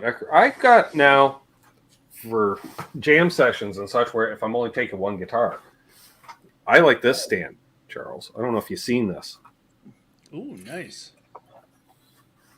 Very handy. Just figure out how to open it. Probably the latch It's on what? the bottom. It's what? It's very handy. Just I have no clue how to open the thing. I don't know. Well, But you can it's see the handy. hand, you can It's have right it here. in. It's very handy. It's like right here. Boom. Boom. Oh, yeah. Yeah. Acoustic, electric. Folds all the flavors. And like say it folds up into nothing. That's pretty neat. Yeah, that's pretty cool. I like that. Yeah. Hercules. Hercules. Hercules. I want to give him a hard time about it, but now I can't. Huh. I just did a video on it 5 years ago. It's almost paid for it.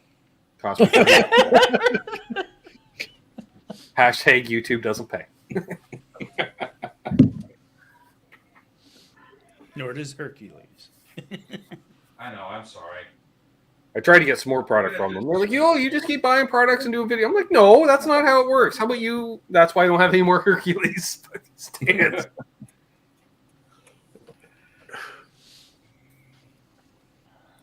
Rob says, I feel like for an Explorer, one would be plenty for me. My back hurts enough with a 7-pound guitar. Not that heavy. They don't seem heavy to me. I don't know. No. They're not that heavy. It's not heavier than a Les Paul. No. I don't know how, but it's the way they are. Michael Krause makes a good Yeah, suggestion. yours. Lizzie Ben's Hale, is a white fair bit epi. lighter than mine. Those are nice. Mm-hmm. Yeah. They are nice. I was looking at one of those. Or you can be like Keith H. Just pay a friend to hold your guitar for you, Charles. Can you imagine you bring like 3 backups to a gig? You actually have 3 people standing there, each just holding a guitar. White gloves. I could see that. There's Benny shows up at the show and they say to Ben, "So Ben, where's your guitar stand?" Just a second. Mark? Mark's got all the guitars just hanging off him, Charles. Straps on the front, back. Well, I had that done. I had that done. I had to switch from electric to acoustic, and then from acoustic to I went to the nylon string right away, and so keeping them on the ground was, you had to bend over. So it wasn't fast enough. Mm-hmm. they have to go over to the speaker area where people can't see anything, and voila, there it is. Rob says, and I rarely play my Murphy Lab as well, and that's under 9 pounds, which is light for what it is. Michael Chris, that old 78 Les Paul I have laughs at your weight concerns. Because it probably weighs 12 pounds. Okay, I got a good story.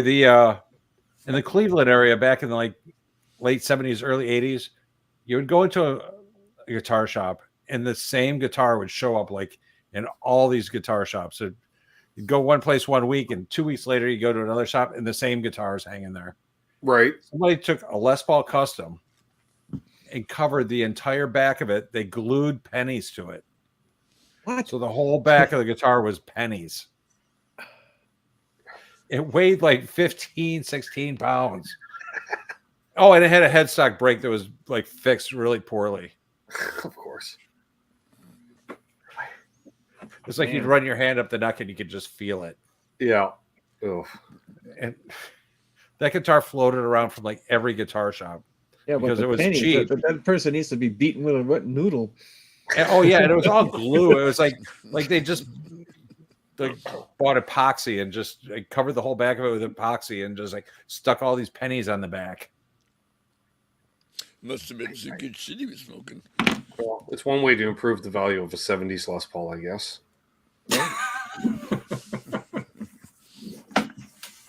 It was the heaviest thing on earth. It's one of the reasons I didn't keep my Les Paul. It was a 72 Deluxe, Charles. And, like I said, in high school, I weighed about 115 pounds. And I could only play it for about 10, 15 minutes tops. And then I was hunched over. And that's why I got the Strat, because it was those pancake body Les Pauls are the worst. Yeah, and way lighter and more versatile tone-wise.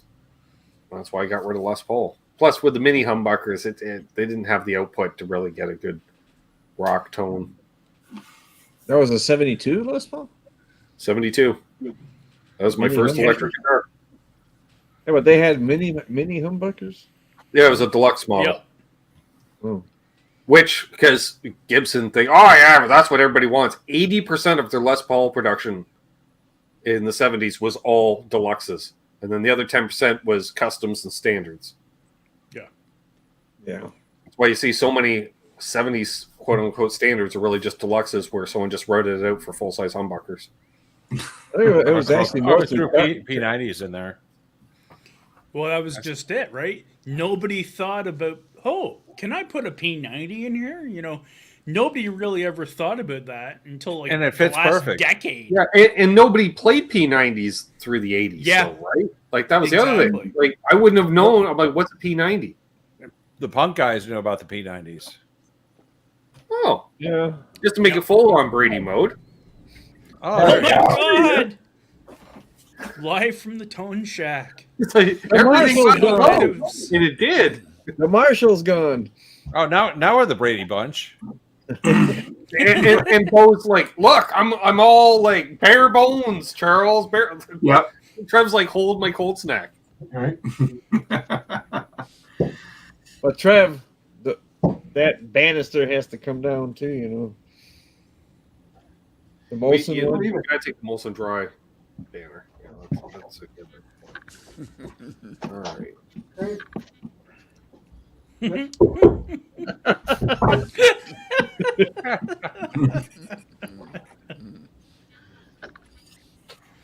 Tonewood Shack. That's right. So are you completely beat? Yeah, pretty bushed. A little bit hungry. A little bit parched. Are you sad or I'm sure you have something to drink there. Made my 5 trips today. I think I'm due for a shot. Oh, wow. Yep. You've done Yep. good. And a little bit bummed out of leaving the place, but kind of excited to go into the new place. So. Right on. Onwards and upwards, man. No longer the Tone Shack. It's just the shack. Right. Let's got to be. Well, the new place has to earn it now. You got to come up with new tunes and play it. You know? I get that. That sounds like work.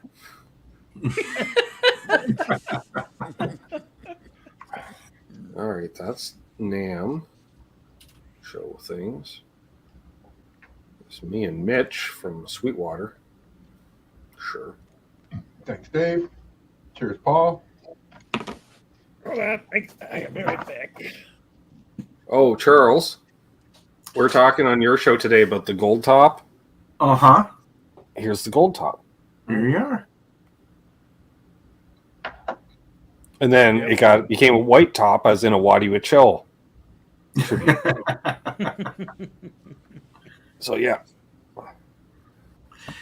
It's funny how we get picky about what colors things are, right? And what we're going to do to them if they're not. a picture of it.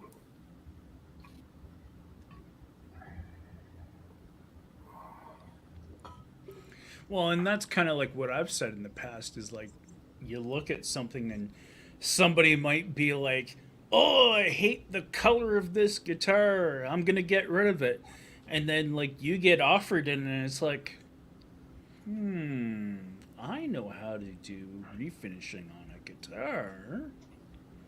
I'll find this What guitar do you yet. want? I have one photo of that Les Paul. It's just a matter of finding that one photo of that Les Paul. Is that the one you hold in your backyard? No. I saw a picture you hold. I found the photo of me wearing the velour sports jacket, Doug, that Dad wore on stage. Oh, have to see this. Oh, that photo. Oh, no, you got a photo of That's this. quite the pose. Styling. There you go. Oh, yes. Oh, yeah, and the shoes, Charles. The bandana Vans. Hey, I just bought these. Remember, Doug? Gonna be in the pic. Pick those up down south. Gotta love it. Yeah, With the plain new away. music that are The brighter picture, white- the picture I seen of I love it. that night, you had someone else with you in the picture. The sophisticated look. Not that I am aware of, because I was tagged that night. Were you? I thought she was with you. No. That was part of the first Summer of Freedom. Okay. So it's party time. Hence the pose. Yeah, because I'm going right back, and there's the Charlotte trip, Doug, with Okay. This wall hold me up. Wait, there should be a Bee Gees soundtrack going on there. That's You what can I tell was it's actually the thinking, Charles. Trevor, was Bee because there's Gees. grits. Yep. So I'm just saying, there's grits. So, But I'll tell you, it's the shirt that made that outfit. Kind of looks like pablum. right.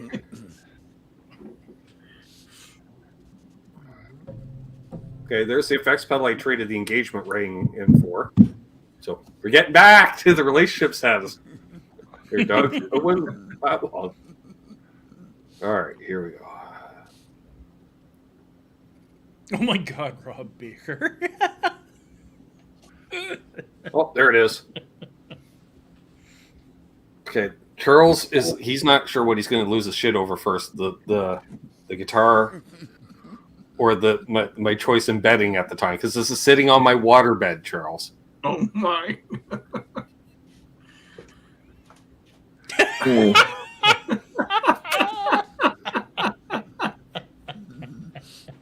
There you go. Laugh it up, Charles. Laugh here. You focus. Oh my. Is that We need leopard print? focus. Focus.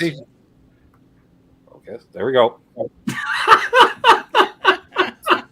That's Ben's guitar sitting on the Love Boat right there. What do you think? You had a water Well, bed at maybe the I could- same time, Doug. I would fabric top that with that Nope. sheet. I've got Yeah, no, there you go. It would have looked better. I've got no photos of any kind of a waterbed that I had. I know you, because I know we had the same model waterbed. That's how I knew you had a water. But here's the deal: yours is only from like 2 years ago. But yeah, Tough no. Do you still have the waterbed? I wish. No, I don't. Waterbed's nicer than I'm glad I nicer than don't have my wintertime. waterbed anymore. Wish I had the Les Paul and the waterbed. Just saying. Yeah. Easy. I know, Charles. You would love to wrap a guitar in that print. Right? Yeah. Like I said, In Charles's mind, he's seeing a Les Paul with a Charles leopard is print not going to fabric tell you top. that he already did. Oh my God, Rob! it's like I said, Ben has a lot of quit and there's less work in a waterbed. The morning trip to go record the album because we had to hit the road super early, Charles, and we were running late, so this was the attitude.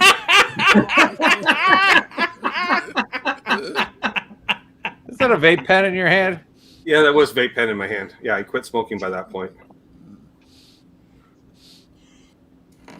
That should almost be in the t-shirt. A picture in one finger says 1,000 words. Yeah, like there is outside Metalwork Studios. That buddy from Triumph owns. One day. That's the box full of gear, Charles, that we didn't. We forgot to put the ropes on, and that box started flopping out the back of that trailer driving down the highway.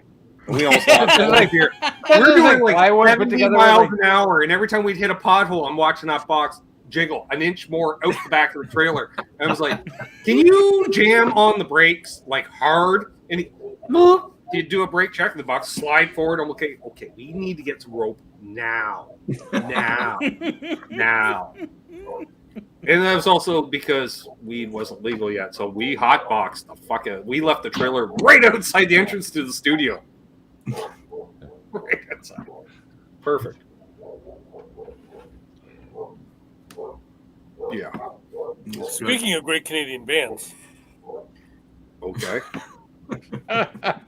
they even played family reunions We did. acoustically. We did. I know, I was there. Showing off that photo. Good. Well, you rocking on the front porch? Right? Like using the railing of the front porch like it's a stage wedge monitor. Do my best Steve Harris impersonation. I can't get that picture real quick. Good.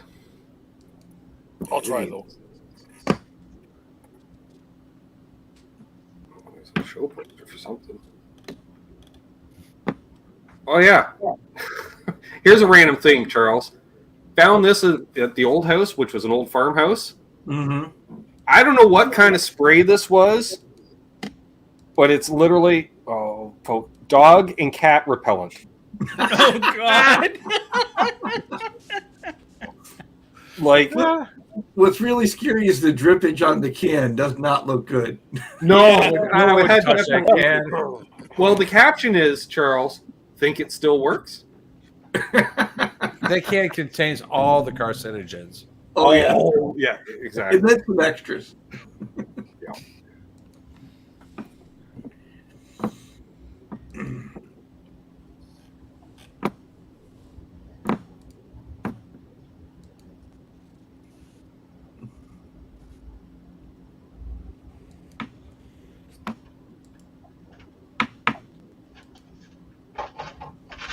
We're all just waiting for him to pull up the next photo.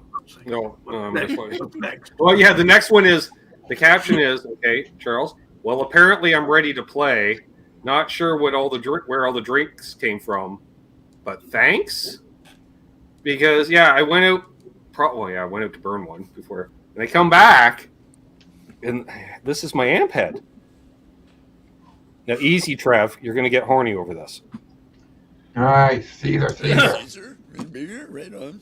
We got two You blue need to lights, a shut Caesar, an export, and a bottle of That's what I water. was just gonna say. An export. Wow. You need a shot of tequila, though. Yeah. Beer chaser. Sure where they came from. Caesar. Yeah.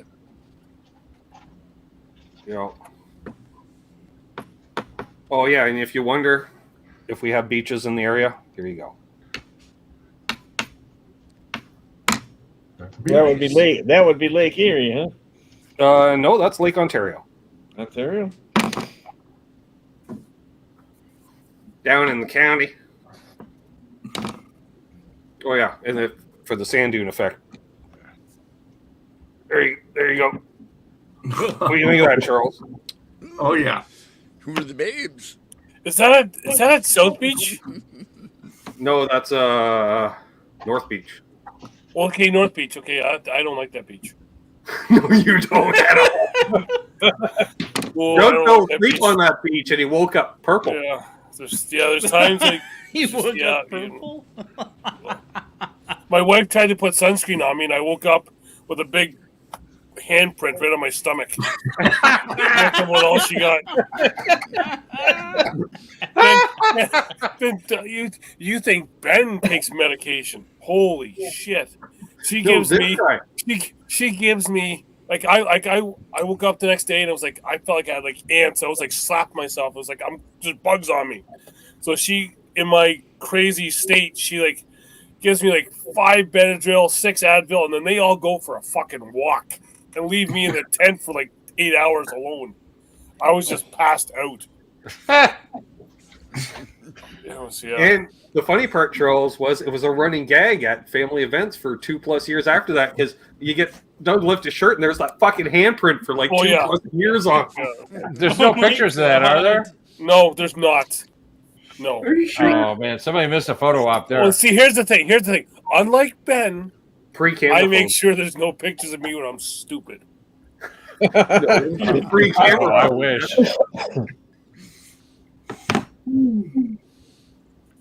Back when Doug was drinking Labatt's 50. Or sorry, 5-0. Ooh, Give me yeah. that for it as 5-0. Give me a 5-0. I'm like, what are you, the cops? It's like old Vienna. We used to call it something else, but Yeah. Rhymes with a female body part. Easy. that's why I left it at that. That's like a Colt 45. You know? Oh, it's nasty stuff. Michael Kress's line, I think that was dirty to the spray, Charles. That bottle would have all the warning labels in California. Oh yeah. Yeah.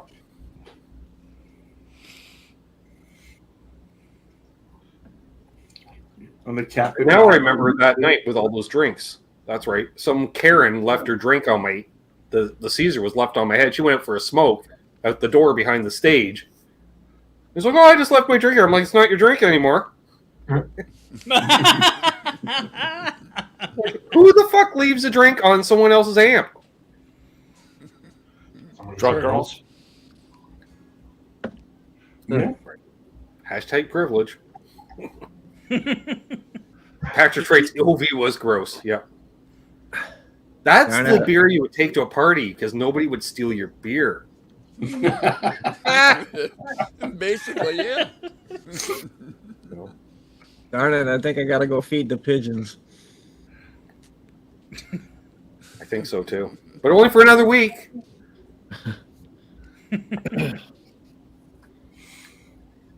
Wow, we've gone a couple hours here already. We still got 46 people watching. Amazing.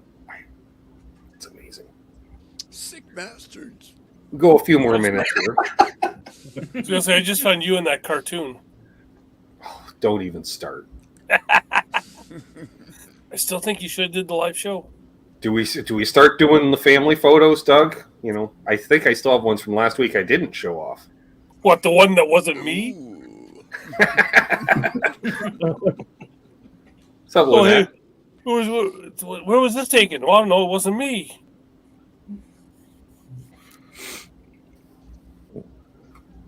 that. Yeah.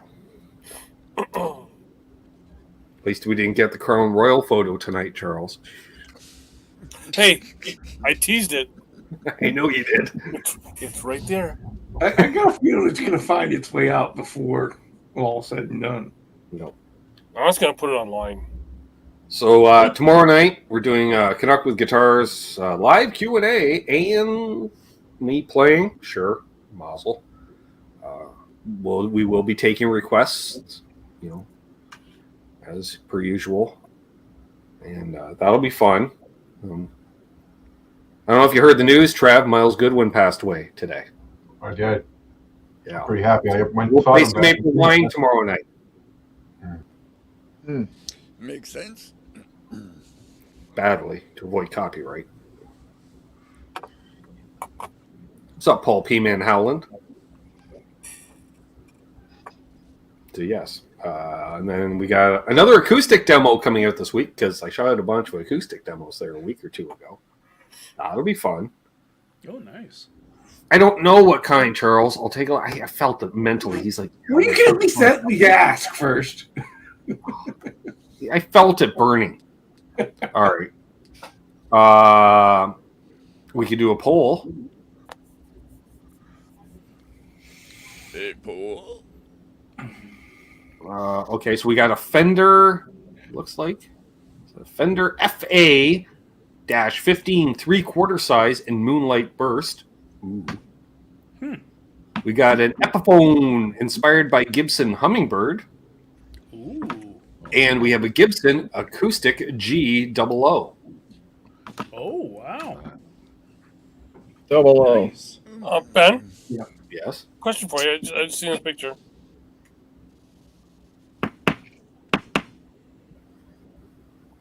Okay, this is Exactly, vintage Colin. a vintage Strat that you had taken a picture of. That I had taken a picture of? Yeah. Vintage. Oh, I can't That was done up for some Michael. Oh, nice. I don't remember taking a photo of that. It was in a Charlotte album. Was that part of the Sam Bass? Oh, it was 2013. Richie was there. Okay. Oh, was that one of the race shops? Yeah, it says it was done up for Michael, so I'm guessing. Michael Waltrip Racing, probably. I don't know. That's a lot. That was a decade ago. You know how many lifestyle choices have been partaken in over the last decade? Yep. And that's a curvature. You know, we're grading on a scale with legalization methods. And I'm going to have to agree with Tom what's Lynn. He your said dog's old name? Vienna, old German, old English, old style, all pretty disgusting. Yes. I can't say I ever tried OV. I was Don't. lucky in that regard. Well, don't now. Thank you, Zach. He Hey, says Bo, the what's your Mercury dog's demo, name? That was a beautiful guitar. Yeah, the Pebbles. Encore Jupiter, the Evil Yep. Eyeballs. Pebbles, yep. Pebbles. That demo took off a day after I put it up. It didn't do sweet fuck all the first day, and then all of a sudden YouTube started pushing it for like 2 days straight, intermittently. But thanks. We have a family of possum that's close by, so she knows they're out there. She's coming here to let her out. Oh, okay. Looked they're- like she wanted something. They're such little fuckers like this. I don't want to do You feel bad for him? Yeah, she's just going to paw him to death, you know? Yeah. Aw. Exactly, like Keith. Keith's like, I'm waiting for the other 4950 people to show up, right? Well, they're all. As soon as I get here, we can be done. Yep. Well, there we go. Let's try to think what else we got coming up. We mentioned Aaron next week. We've got Charles Green in 2 weeks. Then we have the Christmas episode, and then we can do the New Year's show. If you want to take part, reach out to a fella. Let me know. Crazy how bad that's happening. I'll try to see if the email works. That email now. Ben. Damn, pizza. Right. Estina, say, Ben, are you loving that headless Earth guitar? It sounded better than I expected. It did sound better than I expected as well. Especially considering the pickup of the pickup of the outputs. No. I know. The output of the pickups. Jesus. I know. I was going to rub my face too, Charles, on that one. Ben has told me in a message that it's like his favorite guitar ever. Easy. Well, the next He pickup. doesn't want to overdo it on his show, but it's like best one ever. Easy. Now, can I talk? Can I? It's my channel. Can I talk? Feel free. I'd like to say something. I don't have a lot to say, but I have something to say. The neck pickup 7.5K output, bridge pickup 16K output, and yet I was shocked at how balanced they are when you flip between the two. They're balanced perfectly. Not touching a thing on that. Setup seems good. The only thing I really don't care for is it seems rather heavy. Considering there's no headstock. Not the body's missing. Why is it so heavy? It makes no sense. I don't understand. Well, I agree. That's, that's what I feel when I bend over to pick it up. I make that exact call. Yeah, exactly. Same noise. She really wants to get those possum, doesn't she?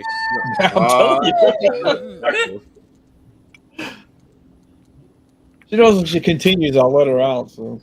But yeah, decent guitar. They're more expensive than I thought they were. I'll tell you that.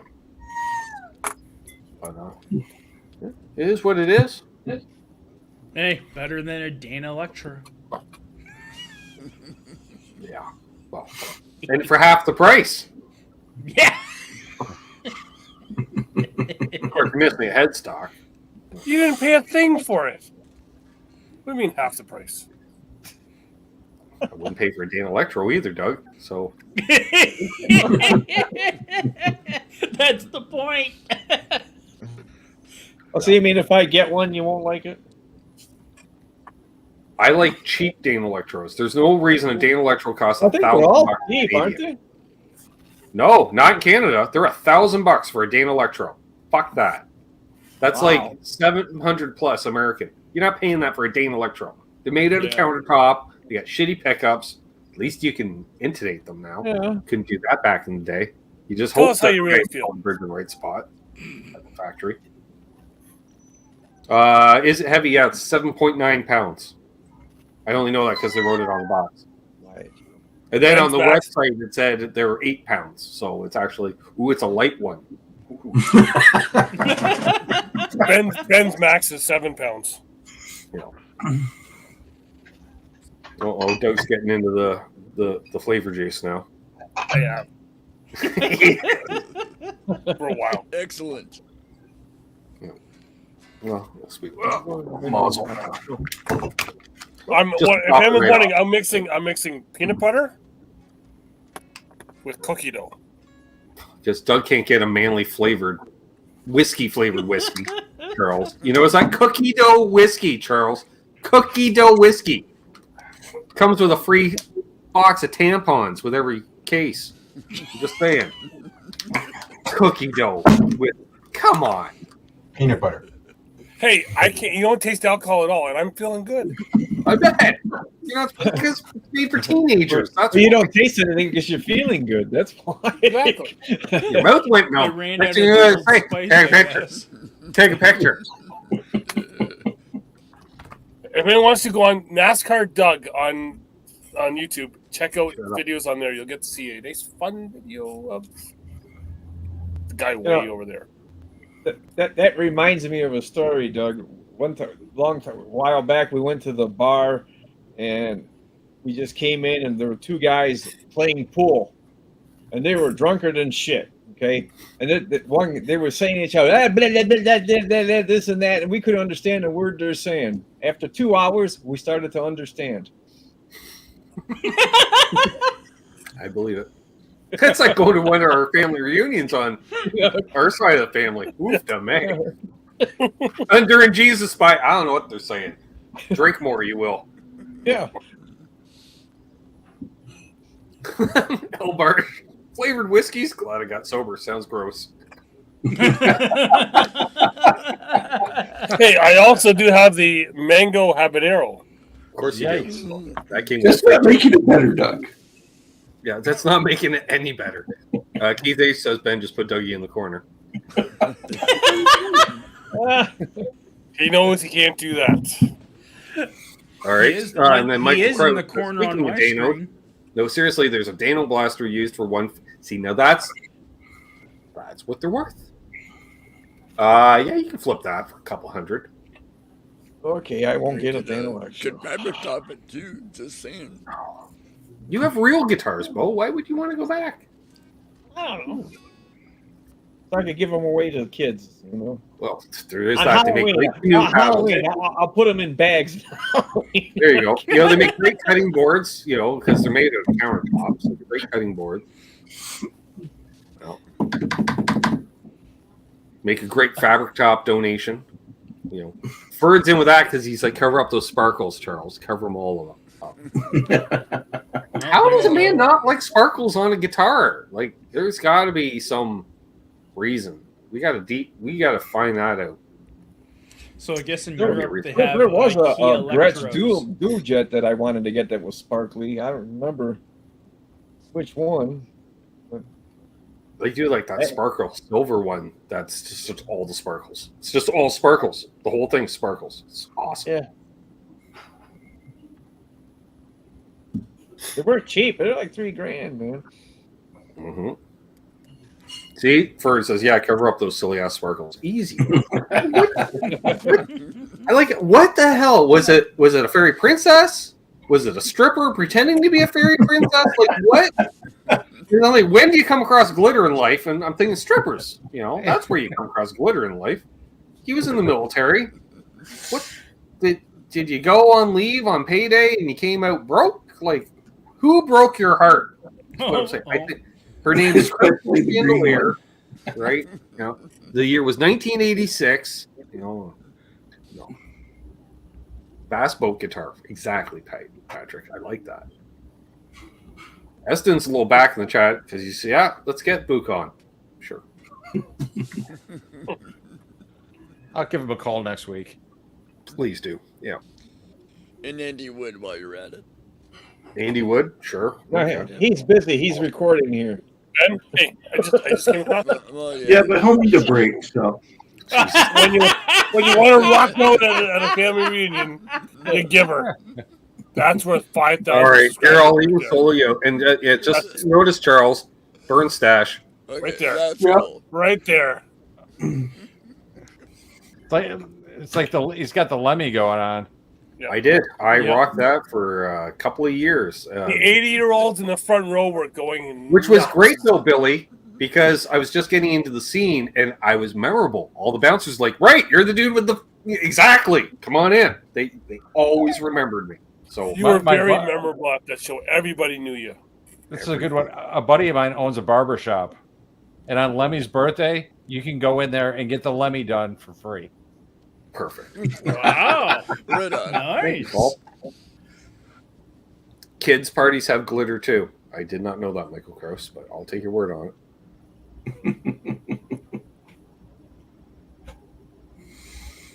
Well, does the glitter come with a balloon?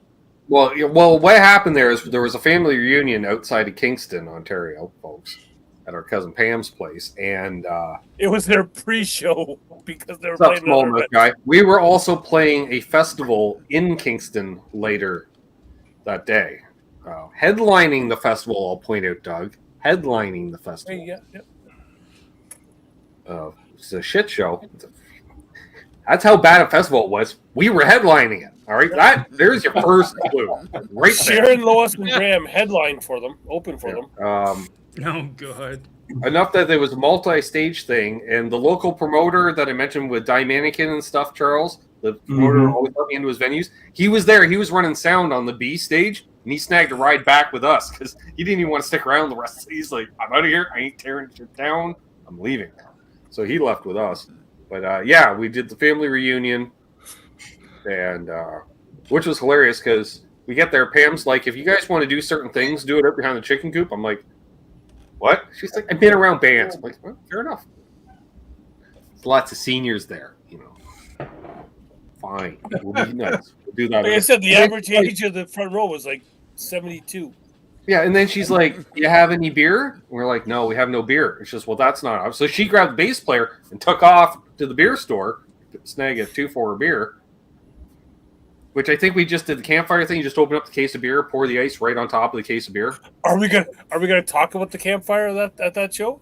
I didn't make it to the campfire. I was gone by then. It was We an played, old we it was ate, an old okay, satellite dish with wood thrown in. Oh yeah. One of those big ass satellite dishes was the burn pit. You can take us out of Cape Breton, but you can't take the Cape Breton out of us. Not at all. apparently not. No. But we have fun. That's the main thing. Yeah, we basically we played a set of music, we hit the buffet, and then we left. And we had to do the other thing. Now that makes sense. The Detroit win makes it all the way to Toronto. Right? Yeah, that was a long day.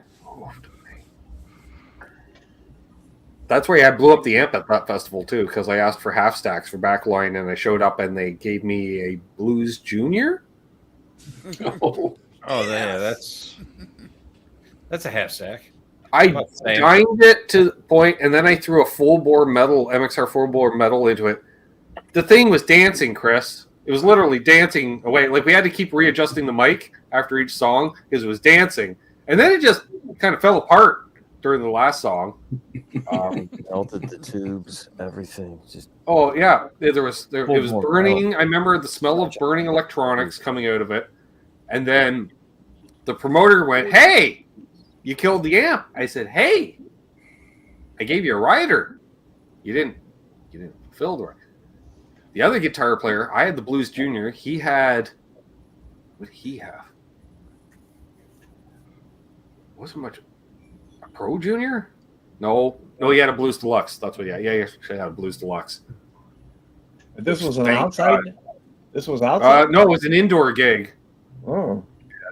It was just ridiculous. And they kept shortening our set because we were supposed to play 90 minutes. And then it got to the point where they're like, we're running so far behind. You guys are going to play 3 songs. No. You're going to tell them that you don't have a headliner because we are not going on for 3 songs. And then we got it to where it was half an hour. And I don't think we played much. We may have played a 4th song and they shut us down because the crowd was a similar crowd, Doug, to the family reunion. Like the front row was like in their 70s.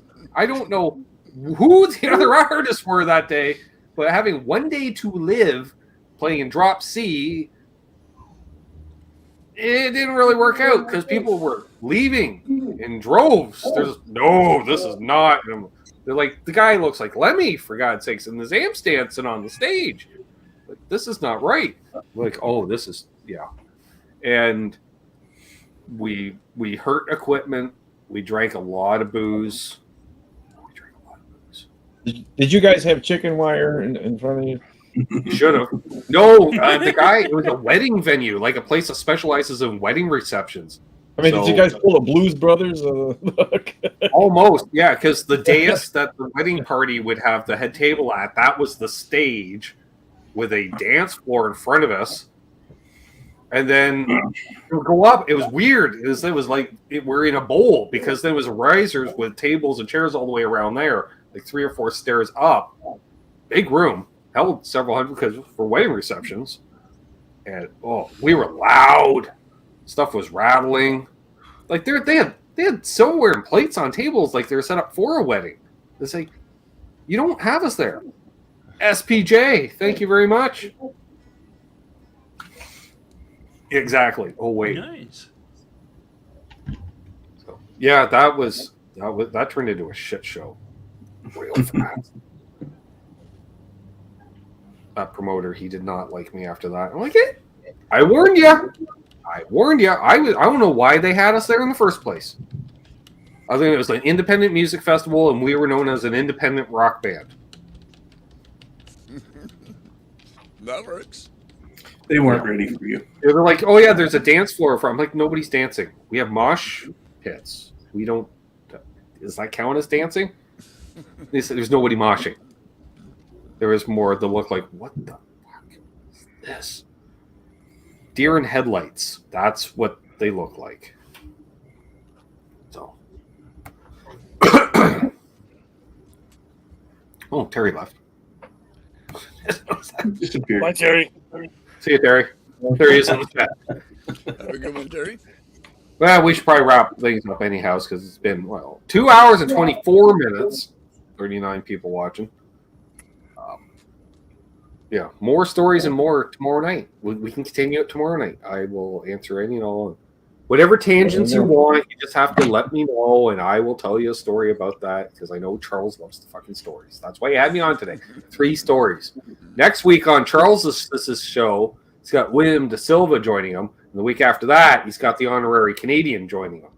So that's going to be all kinds of fun. Whoa. You know what? I'm really disappointed. He never asked me.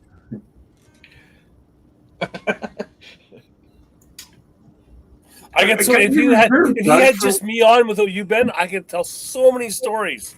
Well, you being able to I interrupt me. have you in reserve. Yeah, Doug and his guitar journey. Go. Then I saw Ben play this one once. Yeah, that's all it's stories about Ben. That's all. Thank you, Paul, and thank you, Stephen. So on that note, everybody on the panel has been the panel. The viewers have been the viewers. A special shout out to our newest channel member, which you too can be a channel member by clicking the join button down there next to the subscribe button. So I want to shout out Devil Horns, Alien Head, Rob Blackmore Official. That's new. We also want to shout out Boner Jams, Keith H, and Ref, who all super chatted tonight. Appreciate it, guys. Helps keep the lights on and stuff. Yeah, man. That's how that works. Ben, here's a 5,000. Hell yeah. Thank you, Billy. I can't wait for the next 5,000. Me too. Hope it doesn't take another 5 years. You're on a roll. We're on a roll. Exact algorithms, actually, and stuff. So, Yeah. thanks, folks. We'll see everybody tomorrow night. Hold those doors open. Let Doug's wife in ahead of you traffic because she's fucking real. She is. Fuck, she is. That's not how I'm saying if it's good or bad, but yeah, it's, There's a story in there. There is a definitely. probably is. Yep. That's why I do this. All the bottles. Hashtag all the bottles. Everybody on the panel, hold the line. We'll say farewell off air. And, yeah. And don't litter.